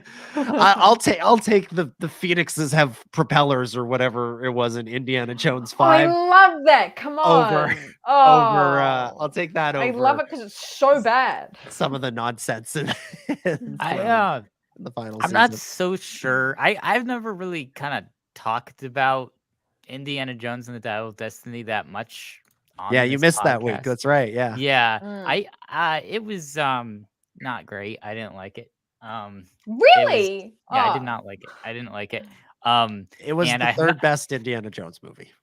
The third worst, depending on how you look at that. Second best. I think I had watched Crystal Skull again, and anyway, so I think that's a lot of the reason why I'm kind of not as excited for this, and maybe a lot of people aren't. I haven't seen Ford versus Ferrari. I hear it's okay, but I want to say, like, Logan was a really good movie. His movie that he did before that, I really liked that. Walk the Line was okay. I barely remember that. I saw that when I was like a kid. And the only other movie that I've seen that I did, which is extremely different than Star Wars, is Girl Interrupted, which I do like, but it's so not applicable to Star Wars. Kind of a mixed bag there with James Mangold. I'm very curious to see what this amazing, brilliant concept is that Bob Iger likes so much. In general, I'm just excited to see something that we haven't seen before. Like, that's what excites me. Like, that while I'm excited, the reason why I'm excited for Mandalorian and Grogu is because we're getting a Star Wars movie and we get to go to the theater and watch it. It literally could be anything. The fact that it's about Mandalorian Grogu doesn't really mean much to me. We were going to get that story anyway. Sure. Whereas this is something that's interesting to me. It's different. It's fascinating. It's who knows what it's going to be. Yeah. See, I'm biased because I really did like Dial of Destiny, but also I liked the story that Mangold told. I think he was on a podcast or something, that, like, talking about how, like, when he came into that project, that he was like, okay, I like the script, but it needs to be better and needs to be about something. And he made them delay the movie. Like, he literally said he passed on Dial of Destiny. He said, I'm not doing this movie in this period of time. And they went back to the drawing board, and they let him rewrite the movie to make it about something, to put the themes that movie has in it, about, all the stuff that it really tackles, I think, really beautifully. So that's what I like about Mangold, ultimately. Yes, I did recently, for the first time ever, watch Logan. Great movie. That, again, gives me more confidence. But just the fact of him as a filmmaker, I'm like, okay, this guy knows what he's doing. He feels like he's not just making a movie, he's making something. He's trying to put his stamp on it. And I like that. I haven't seen Game of Thrones. I don't have any judgment on those dudes, okay? I know a lot of people do not like them, and fair enough. But I'm still interested in, like, what they were going to do. And obviously David S. Goyer has a resume all to itself that is impressive, that I would have been interested like this. It is fascinating that, like, we've come so many years and they have this idea, The First Jedi. We were talking about it in reference to Rian Johnson's trilogy. We still don't know if that was a thing, if Rian Johnson was going to be the first Jedi. And it still might have been, but ultimately it's, may or may not happen in the near or far future. But it is crazy that they've still trying to make this happen, and it still might not happen. Wait, What if Ryan Johnson hears that Benioff and Weiss might be making the Star Wars mythology building origin story, and he's like, I gotta make sure this doesn't happen. What's it called? First Jedi. All right, I'm gonna call mine The Last Jedi, so they can't use that title, and then they're gonna back out, and then I'm supposed to make my movies. And I get the crack at it. Look, Yeah. I like obviously they're joking there, but like I think that's a great like bookend. Like you have The Last Jedi, yeah, make it The First Jedi. Call it The First Jedi. Absolutely do that thing. Yeah, I don't see any reason why The Last Jedi ruins their ability to use that title. But maybe it's again Disney. Yeah, being like, oh, now you can't. It's too somewhere. People are gonna get confused. We've already got like 3 movies with Jedi in the title. You can't do this again. Yeah. Of the 3, like potential makers of the First Jedi thing, I think Mangold is my preferred pick. I like Goyer. Like they're all mixed bags. I think it's fair to say. Goyer's had some real great stuff. I really do love Foundation, the show that he's made for Apple. But there's some other stuff he's done where I'm like, I don't love that. And same with Mangold. I think he's more hit than miss. And Benioff and Weiss, I'm curious to see what they do with this new show that they've made. But they're great adapters of stuff. When you give them a book that's been written and said, now take this and translate it to the screen, they do a great job. When they run out of material to adapt, they have no idea what they're doing. Oh, no. They have no idea what they're doing, and they take a great concept for a story and turn it into utter dribble. So I was not sad to see them go, even though I am intrigued by what else they might do. So I give me Mangold any day of the week over these guys, and honestly, give me Mangold over Goyer too. Although it's sort of 51-49 on the two of them. All right, let's move on. That's enough news. We've covered a lot of news. There was 3 stories, but it was a lot. It was a lot. 6 months worth of news. I know, right? We'll get to Ask the SWU in just a second, but first I just have I have a quick question for you guys. How do you get a squirrel's attention?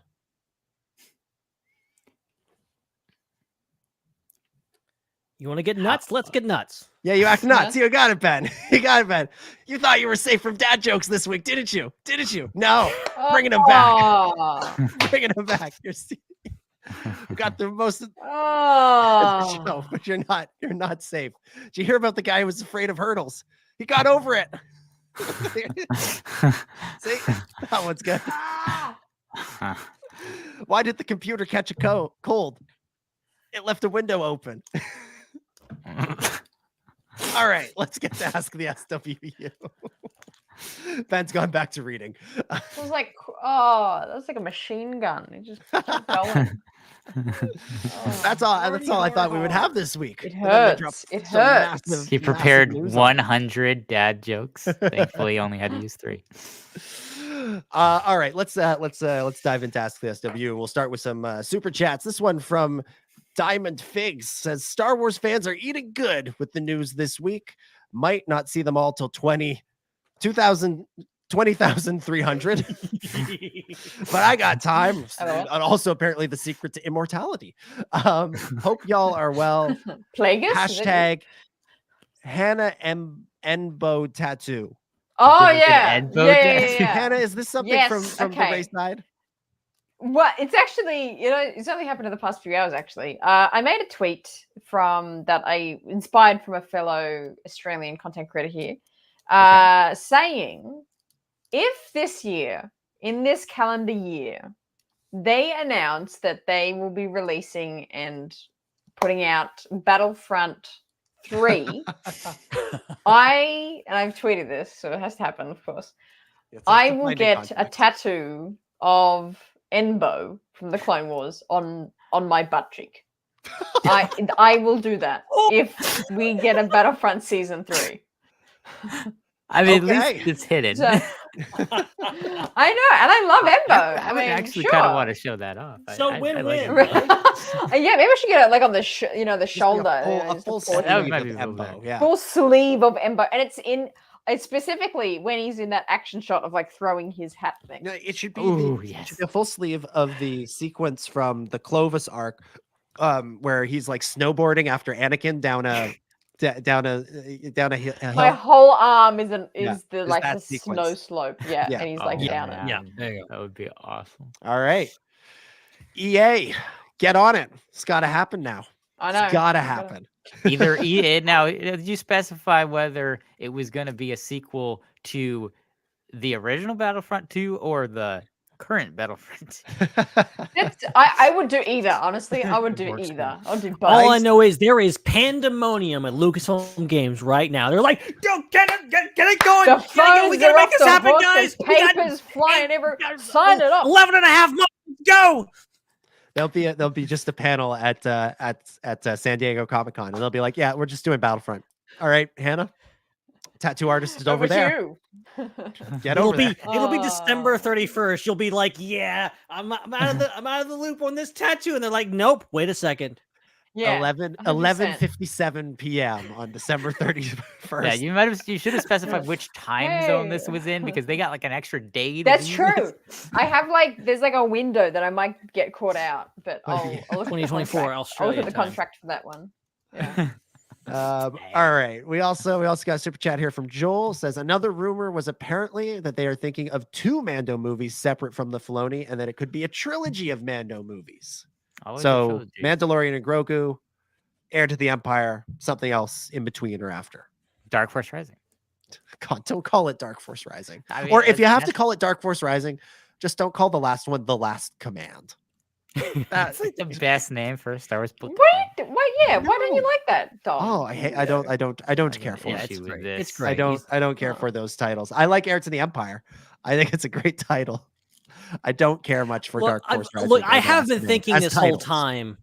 I have been thinking this whole time of like, how are they going to do this all in one movie? Like, or even like, having Mando season 3 or whatever else Ahsoka can do. Like, how are they going to do all this? Cram it all into one big movie and have Thrawn feel threatening and have things because, like, you introduce Thrawn and then perhaps kill him off in the same movie. That's a lot to do. I think this is much better things. I like the idea of like maybe this Heir to the Empire is just one movie with a big cliffhanger at the end that's going to be resolved in another movie, maybe. Yeah, that'd be awesome. Be cool. All right, let's go to one from Discord. This one comes from Wolf Dog, who says, "What is your prediction for the Mando movie?" My prediction? It's going to be good. That's my prediction. Prediction number 1. Yeah. Mando at some point is gonna say, because he's like first iconic line was like, I can bring him in cold or I can bring him in Yeah. warm. Is it the line? Yeah. That's There'll be some play with that line where he's like, we're gonna come in cold or something. There'll be some play where he does that again. Like, We're going to come in warm or they're going to come in cold. Yeah, he'll say it and then like an explosion goes off or something. There'll be a play on that. That's my prediction. My prediction is that Grogu's gonna dance so that it can be popular on TikTok. Musical number. There'll be a musical number. Yeah. Yeah. Ben? My prediction, I genuinely believe I've been thinking about this for a while, ever since that episode from last season. But I think the movie is the perfect opportunity for this. I think we will get a Jar Jar Binks cameo in this. I think Jar Jar will be back. I think it's not an accident that Ahmed Best is back at Keller and Beck. He will be back. We will get an older and wiser Jar Jar Binks. You gotta figure out what happened to that, dude. That would be something. I will also add, I do think we'll get in this movie Baby Yoda, who am I? Grogu, saying his first words. I think we'll get him speaking in this movie. Yeah, I can. He will say, "This is the way." He'll say it. He'll say, "This is the way." This is the way. I like that. It'd be funny. This is the way. It'd be funny if he's at the pitch of Yoda as a baby. This is the way it is. I don't know. My voice is gonna. It's just gonna be like that bit somewhere where we find out that Yoda's just been speaking the whole time. And I mean, Yaddle spoke normally on Tales of the Jedi. Yeah. She was just like, "Hey, what's up, everybody? I'm Yaddle. You everybody doing good? Yoda got Hey, there's a Sith Lord over there. I'm gonna go deal with it. Yep. Oops, I'm dead. I'm gonna shop it is. Who would voice Grogu? Matthew Hardy in the chat asked this. Who would Dave voice Filoni, Grogu? naturally. Dave Filoni. Vin Diesel. No, hang on. I'm gonna think of something good for this. Hang on. BJ Hughes. Oh, it'll be. This is how Natalie Portman comes back into Star Wars. It'll be her voice, but like pitched up. Man, it's really too bad we lost Gilbert Godfrey a few years ago. Yeah, that would have been good. My God. That would have been good. All right, let's go back to the Discord. This one comes from Hex Howl. Hex Howl says, "Hi, long time no see and Happy New Year. Hope you all are doing well. How long do you think it will take before we get a trailer or at least a picture from the set? And who do you want to see return outside the title characters? Or which animated / comic book / book / legends characters should be introduced here?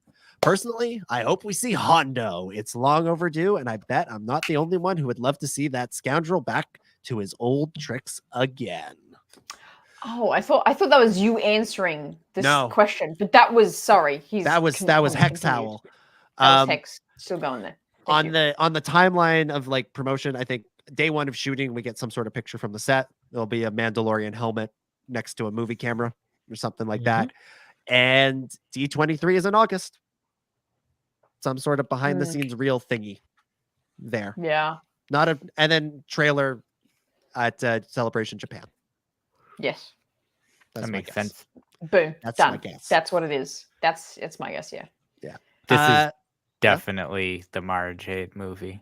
They're hiding it from everyone. That's actually the full title is The Mandalorian and Grogu and Mara Jade. Yeah. Just keep adding names onto the end of it. It's The Mandalorian and Grogu and Mara Jade and Cobb Vanth. It's The Mandalorian. I was about to add Cobb Vanth. I was about to say Cobb Vanth. Oh my gosh. Well, to answer the question about legacy characters, I mean, we've already been introduced Cobb Vanth into visual media. Yeah. So that would be my thing. I'm like, get Cobb back in here. Let's get Timothy Olyphant. What is he up to? Ring him up. Get him in the movie. He's long overdue for a return. As is Boba Fett. Yeah. But especially Cobb Vanth. Boba had a whole season. I mean, besides Jar Jar, who's going to show up? I'm trying to think of an EU character because, like, I feel like that's Favreau and Filoni's specialty is just like grabbing someone really obscure. Like, I feel like they would do like a Jodo cast. Like that would be something. So, Jodo cast would show up. Jester Murillo. God. Again. Okay. Yes. Incredible. I sort of hope this movie isn't a parade of cameos. Like if it like have Kelleran back if you're going to do backstory for Grogu, have Carson Teva to kind of kick off the story, have Thrawn and maybe have Paleon and some of those characters that go with Thrawn. But like, I don't know, keep the focus on Din and Grogu and on this story and save the big sort of cameo fest for Heir to the Empire or whatever the Filoni movie is called. That's where we're getting Dash Rendar. That's where we're getting Dash Rendar. Exactly. Exactly. Although Hondo would be cool. Hondo would be cool. And Dash Rendar will be in the whatever this ship's called with Mart Matten. They'll be flying the same ship. Mm-hmm. The Outrider. Mart Matten. Yeah, actually, that's who I want. I want Mart Matten to show up. The return of Iron Squadron. The long-awaited return of Iron Squadron. Yeah, it's the Mandalorian and Grogu and Mara Jade and Cobb Vanth and the Iron Squadron. That's the movie title. Wait, put that on a poster. Wait. Is that the from Rebels? Yes. It's the best episode of Rebels. Martin, the kid with the bowl cut, right? Yep. Yeah. Yep. That guy. That good old guy. With Guti Teres here. and Martin Matten and the other guy. Yeah. Oh, I love it. I All love those it. guys. All right, let's go back to the super chats. I got another one from Joel here. It says, it's funny that outside of Leslie Headland and Filoni, all the showrunners of Star Wars shows have been from a film background. Gilroy seemed to adapt. It's true. It's true. Yeah.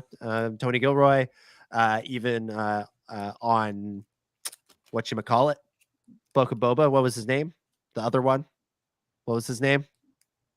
The guy. Robert Rodriguez. Him. Yeah, Oh, him. yeah, Robert Rodriguez. yeah. Thank you. Thank you, Ben. Thank you for understanding me.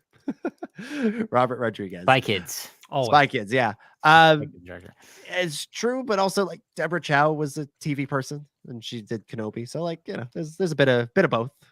But Yeah, a lot of crossover. yeah. And at this point, in this day and age, TV and film are much more similar than they ever were.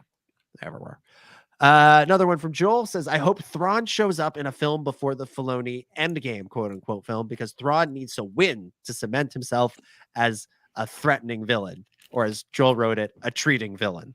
I don't He know can what have a treating- win as a treat. As a treat. Yeah, as a treat. That's what it means Trick or to say. treat. You get a win.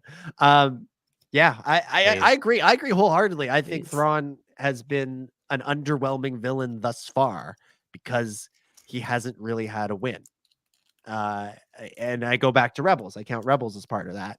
And he got kind of a little win by escaping Peridia and leaving Ahsoka and Sabine behind, but he needs a big one. He needs a big one, and that needs to happen in one of these shows or movies or what have you. If we're going with the Marvel, comparison here, like I would say the comparison to what we've gotten so far with Ahsoka with Thrawn, as compared to the Marvel stuff, like I like when we saw Thanos at the end of Avengers and like maybe in Guardians of the Galaxy, like that was the extent of it. Like he's been introduced, but we haven't really seen what he can do as a character and how big of a threat he is. Yeah. There needs to be something more. All right, this one comes from Matthew of Ion Cannon, who asks, how are y'all feeling about Discovery Season 5, and will you pay for me to go to South by Southwest for the premiere? Then he also asked, how do we feel about Andor director Toby Haynes committing high treason by signing on to direct a Star Trek film? Ben, do you have feelings about Discovery Season 5? I mean, I'm looking forward to it. Apparently it's the final season and the show's been good so far. So yay. I haven't watched Discovery since season 1. I do want to go to South by Southwest. I'm assuming it's in the middle of March, like it usually is. I think so. For a few years there, they would do the premieres of the behind the scenes documentaries there. Like they showed the Jedi and the director, and then whatever the Rise of Skywalker one was called. Like they would show them there as sort of the premiere. And if they do that again, maybe we should see about going. It'd be fun. Toby Haynes directing Star Trek. Cool. Good for him. Apparently it's an origin story. It's like set before the most recent films, which I don't get. It's very, I don't know what Paramount's doing, honestly. They're also doing a movie that's connected to Discovery too. Where you think Star Wars is weird, okay? There's some weird stuff happening over in Star Trek land, okay? Don't even get me started. All right, another super chat from Joel says, lots of anime series have standalone movies that are in between seasons. Okay. It's kind of neat. There's precedent, I suppose. I mean, speaking of just talking about Star Trek, like Star Trek was very famous for interspersing their films and TV shows, like for a while. I don't know if they seem to have dropped that strategy, but for a good 20-30 years it was like that. Yeah. Interesting idea. Joel also, because he can't put in enough submissions for Ask the SWU, also dropped one in the Discord saying, question for Dominic, who do you think the Doctor's companion Ruby's parents are? I bet she's a Davros clone. So we've gone from some Star Trek talk to some Doctor Who talk. I'll just say this is something I haven't seen anybody talking about. At the end of The Giggle, which is the last David Tennant special, the toy maker's gold tooth, where he captured all the different iterations of the Master, is picked up by somebody who we don't see. We just see a hand pick it up. And that hand has very distinctive red nail polish on it. And I would almost say it's ruby red. So I think that's going to factor into it some way, somehow. I don't know. I don't quite know where it's all going to fit together. And I suspect Ruby's parents are going to be someone we don't know yet, some sort of new character that's going to come in. Because again, there's been all this like teasing of some big grand villain. And I think she'll be connected to that, who I think will be a new character. I do like the idea someone put forward that perhaps the person that drops Ruby off as a baby at the door of the church is Ruby herself. I'm not saying that like, you know, there's weird stuff going on there. It's just I like the idea that now what her parents are, and then there's the lady. There's Mr. What's his name that she knows what a TARDIS is. The old lady just standing around. Like, what's going on there? There's a lot of weird stuff happening. They're already doing some weird stuff there. Yeah, I don't know. I after all the stuff with Rey's parents, I'm a little hesitant to get too invested in theories and speculation about another character's parents. God love Russell T Davies and Doctor Who, but I'm not super invested in that specific plot line, even though I thought Ruby Sunday was a terrific companion, and I think Ncuti Gatwa is a great doctor so far. So yeah, looking forward to it. Next from the Discord, Martin Ingleson says, "Is it a coincidence that John Williams wanted to come out of retirement for something he wanted to work on, and then Mando and Grogu movie was announced after that? Also, I've been doing a Mandalorian / Book of Boba Fett rewatch. Is it just me, or did they get Tate Fletcher, the guy in the suit, and also the voice of Paz Vizsla in season 3 to dub over Favreau's lines for Paz in season 1 to make it more match in season 3? Sounds like it to me." Interesting. So we'll start with the first part. John Williams coming out of retirement to score Grogu and The Mandalorian.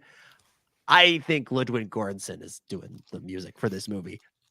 Again, same way I think. Shocking if not. Yeah, same way as I think, you know, a movie it was more enticing to Pedro Pascal to come back and be more involved. I think it's more enticing to Ludwig Göransson to come back and be involved. You know, he did some theme work for season 3, but they then passed the baton for the bulk of the score to I think Joseph Shirley, I think is the guy's name. Yes. Yeah, and he did a fine job, and no disrespect to him, he's a good composer.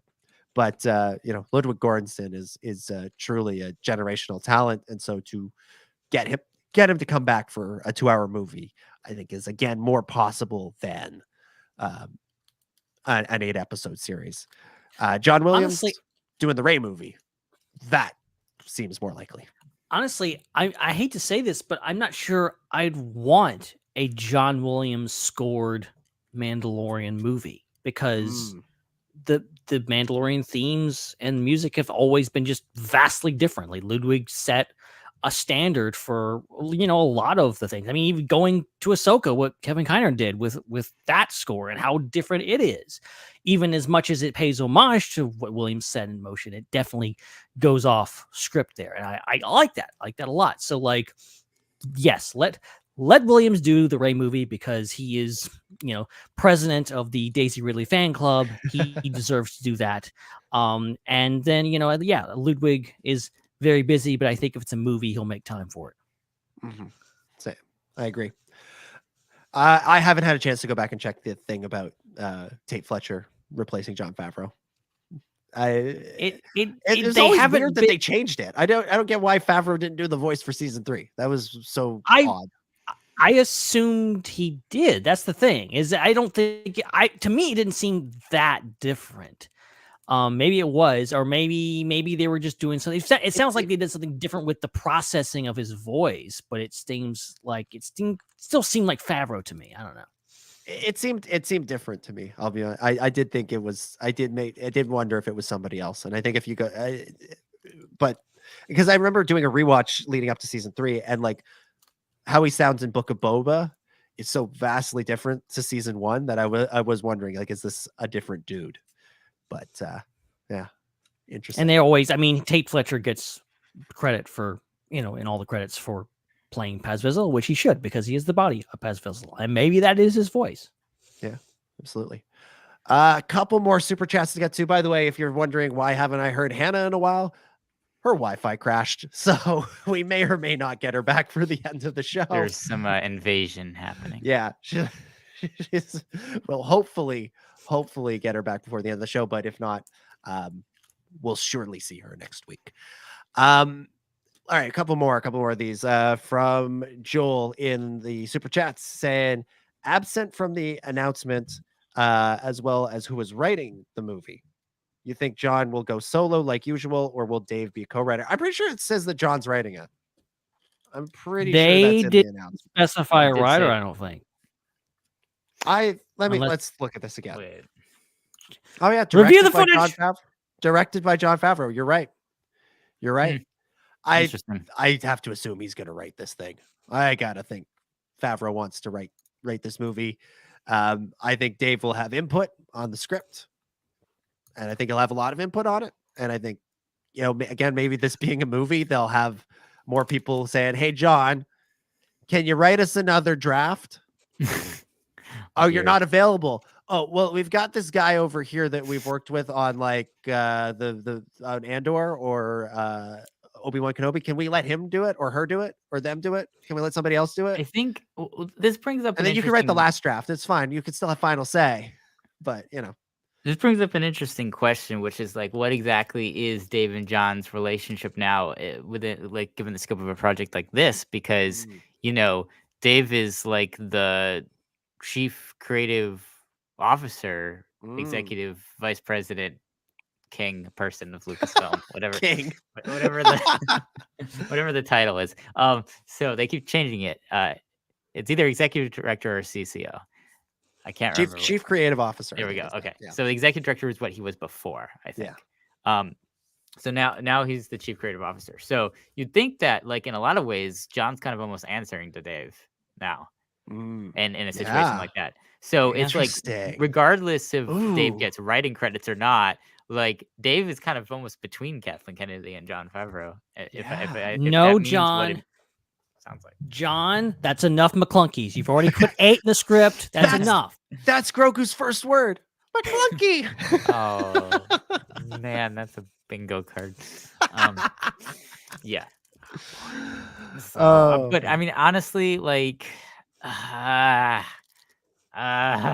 We all know that certain people have strong suits in Star Wars, and John. I'm glad they're giving him more opportunities. If this case is he is writing this, but is he my first choice to write a Star Wars movie? Nope.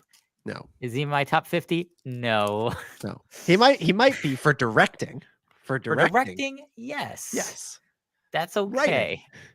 Writing. He can co-write the script. Co-write it with someone. But, see, this is why I would be okay with it coming out in 2026.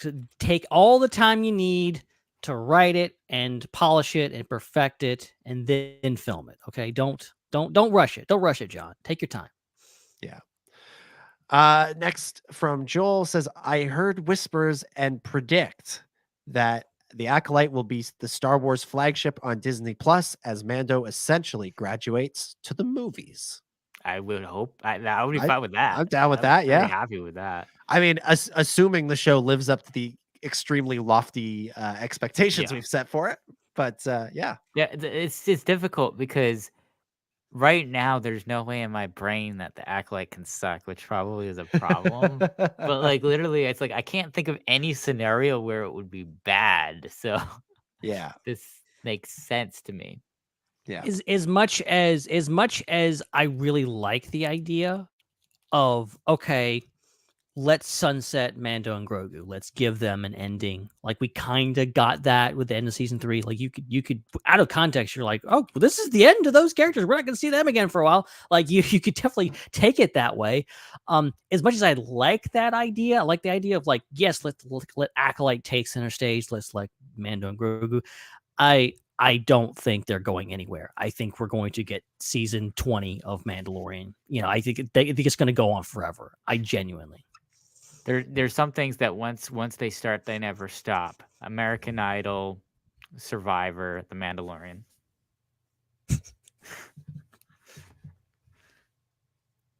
You muted. Oh, yes. Dominic, you're miming. Oops. Finally, we have super chat from Travis Mitchell. Just no comment was attached, so we'll go with the next comment that Travis left, which says Bryce Dallas Howard directs, and it has Mando crashing into the planet, Adowin meeting Warwick Davis's Willow, teaming up to rescue Val Kilmer's Mad Mardigan. Yes, I wouldn't be mad at that. All of that. Make it happen. Make it happen. But that would mean that Disney would have to put Willow back on Disney Plus, which it still boggles my mind that they just take shows off these things. I was literally thinking the other day, it'd be really nice to rewatch Willow, even though I know there's not going to be more of it. It'd be really nice to watch. I really like that show. And I can't. There's no way to do it. I can't even go to the store and buy a DVD. I've got to ask somebody next time I have an opportunity to talk to somebody who works for Disney in that department or whatever to know. I got to ask them why would you do this? I'm still confused about it. Taxes. Is that it? Taxes? That's what they keep saying in all the press.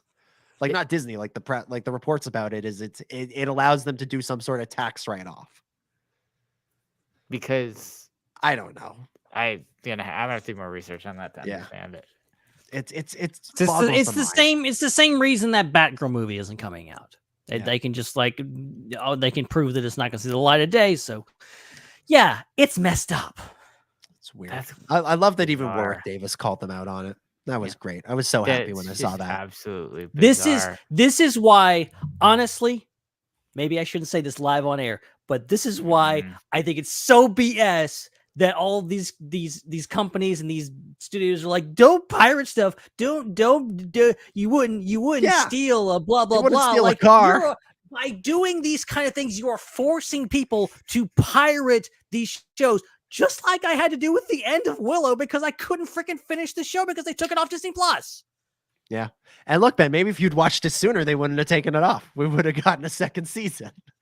Look, I'll admit I was a late bloomer when it came to my Willow fandom, okay? But that was not my fault. You read my hot off the press story. You're like, I got to watch this. I mean, it brings up a really fascinating question, which is, if someone actually started distributing it, would they sue them? Or would they just be like, whatever? Whatever. Yeah. Interesting question. I don't know if they've ever sued anyone for distributing the holiday special. I think George would have liked to. Someone in legal was like, no, George, just let's not give it any time. Let's not give it any oxygen. He's like, no, bring down the hammer on them. Destroy them all. I mean, the point is if you have a Disney Plus subscription, you can't possibly pay any more. So are they losing money? It's such a strange thing. So I don't know. It's very bizarre. Very, very bizarre. And on that note, that's all the questions. That's everything it's all the news, everything that we wanted to talk about this week. And I think we can begin to wrap things up for this episode. All right. Thank you, everybody, so much for watching. Thank you so much for listening. Make sure you follow us on social media at the SWU for a lot of other great stuff throughout the week. We'll be back very soon with another episode. Dominic, thank you so much for hosting. It was my pleasure as always. It was great fun breaking down all this news. It felt like an old school episode of the show where we just had news, and more news. And one of those really exciting weeks where if back in the day when we didn't worry so much about copyright law, we would have played the Star Wars theme as we read the press release. That felt like it sort of deserved that. But yeah, great. I'm so excited. This feels like a great way to start the year Star Wars wise. Big announcements about the future. They feel real. They feel tangible. Like I said, D23 is coming up this year. I suspect we'll get some little teeny tiny tease for whatever this is there. Behind the scenes reel, a few more pictures. I really do look forward to that and look forward to everything else that we got coming up. It's going to be a lot of fun. I will plug, there is a new post on Hot Off the Press talking about the best show on television, which is, of course, the UK series Taskmaster, and a preview of this Sunday's Champion of Champions 3. Go read it, DominicGJones.substack.com, and then watch Taskmaster this weekend. It's a very funny show, and I like it a lot, and I think you would too. So yeah, subscribe to Hop Off the Press, and we'll have more Star Wars posts over there very, very soon. But yeah, great show. Cannot wait to do all this again in 7 days' time. Awesome. And you can follow Dominic personally on social media at DominicJ25. Ben, thank you so much for hosting as well. Oh, this was a pleasure as always. And yes, weeks like this, it really reminds you how we have no idea what the future holds for us, because it doesn't have to be a celebration, doesn't have to be even a Disney investors call. They can just on a random Tuesday morning decide they're going to announce the next Star Wars film. After announcing a bunch of other Star Wars films, they're apparently going to come after that film. It's just insane, but in the best way possible, and just shows like we are in a golden age of Star Wars. Yes, it's had its ups and downs, but overall, we are spoiled, and can't wait to whenever we see the movie. At the very least, I'm guessing we'll get our first preview in Japan. So looking forward to that.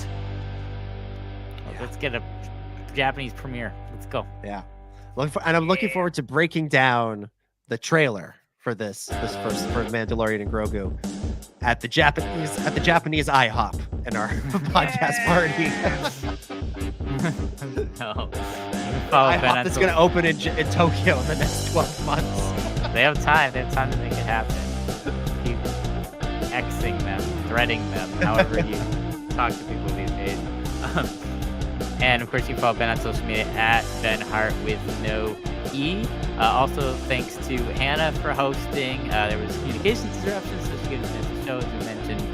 But you can follow her on social media at the Raeside, at the RAE side. So make sure to check out her YouTube channel and check out her on social media at the Raeside. You can follow me at Seek3PO. Make sure, if you enjoyed the show, that you punch that subscribe button, or if you're listening on your favorite podcast app, you can subscribe and leave a review over there. Thanks to everybody who super chatted with us. We really appreciate the support, and thanks to all our channel members for the support you give us as well. Make sure you check out that Discord server, the SWU Network Discord server. The link is in the description wherever you're listening to this podcast. So click the link and head over there. It's super fun with game nights, with the discussion, with the watch parties, all the great engagement stuff over there. Make sure you check it out. And of course, check out all the other shows on our network: Raeside, Iron Cannon, Tales from the Galaxy, Track Beam, and more. That's it. We're out of here. Until next time, for Hannah and Dominic and Ben, my name is Chris, and may the Force be with you. Hannah wasn't here. I had to do the salute. Now, did I do it right? I don't know.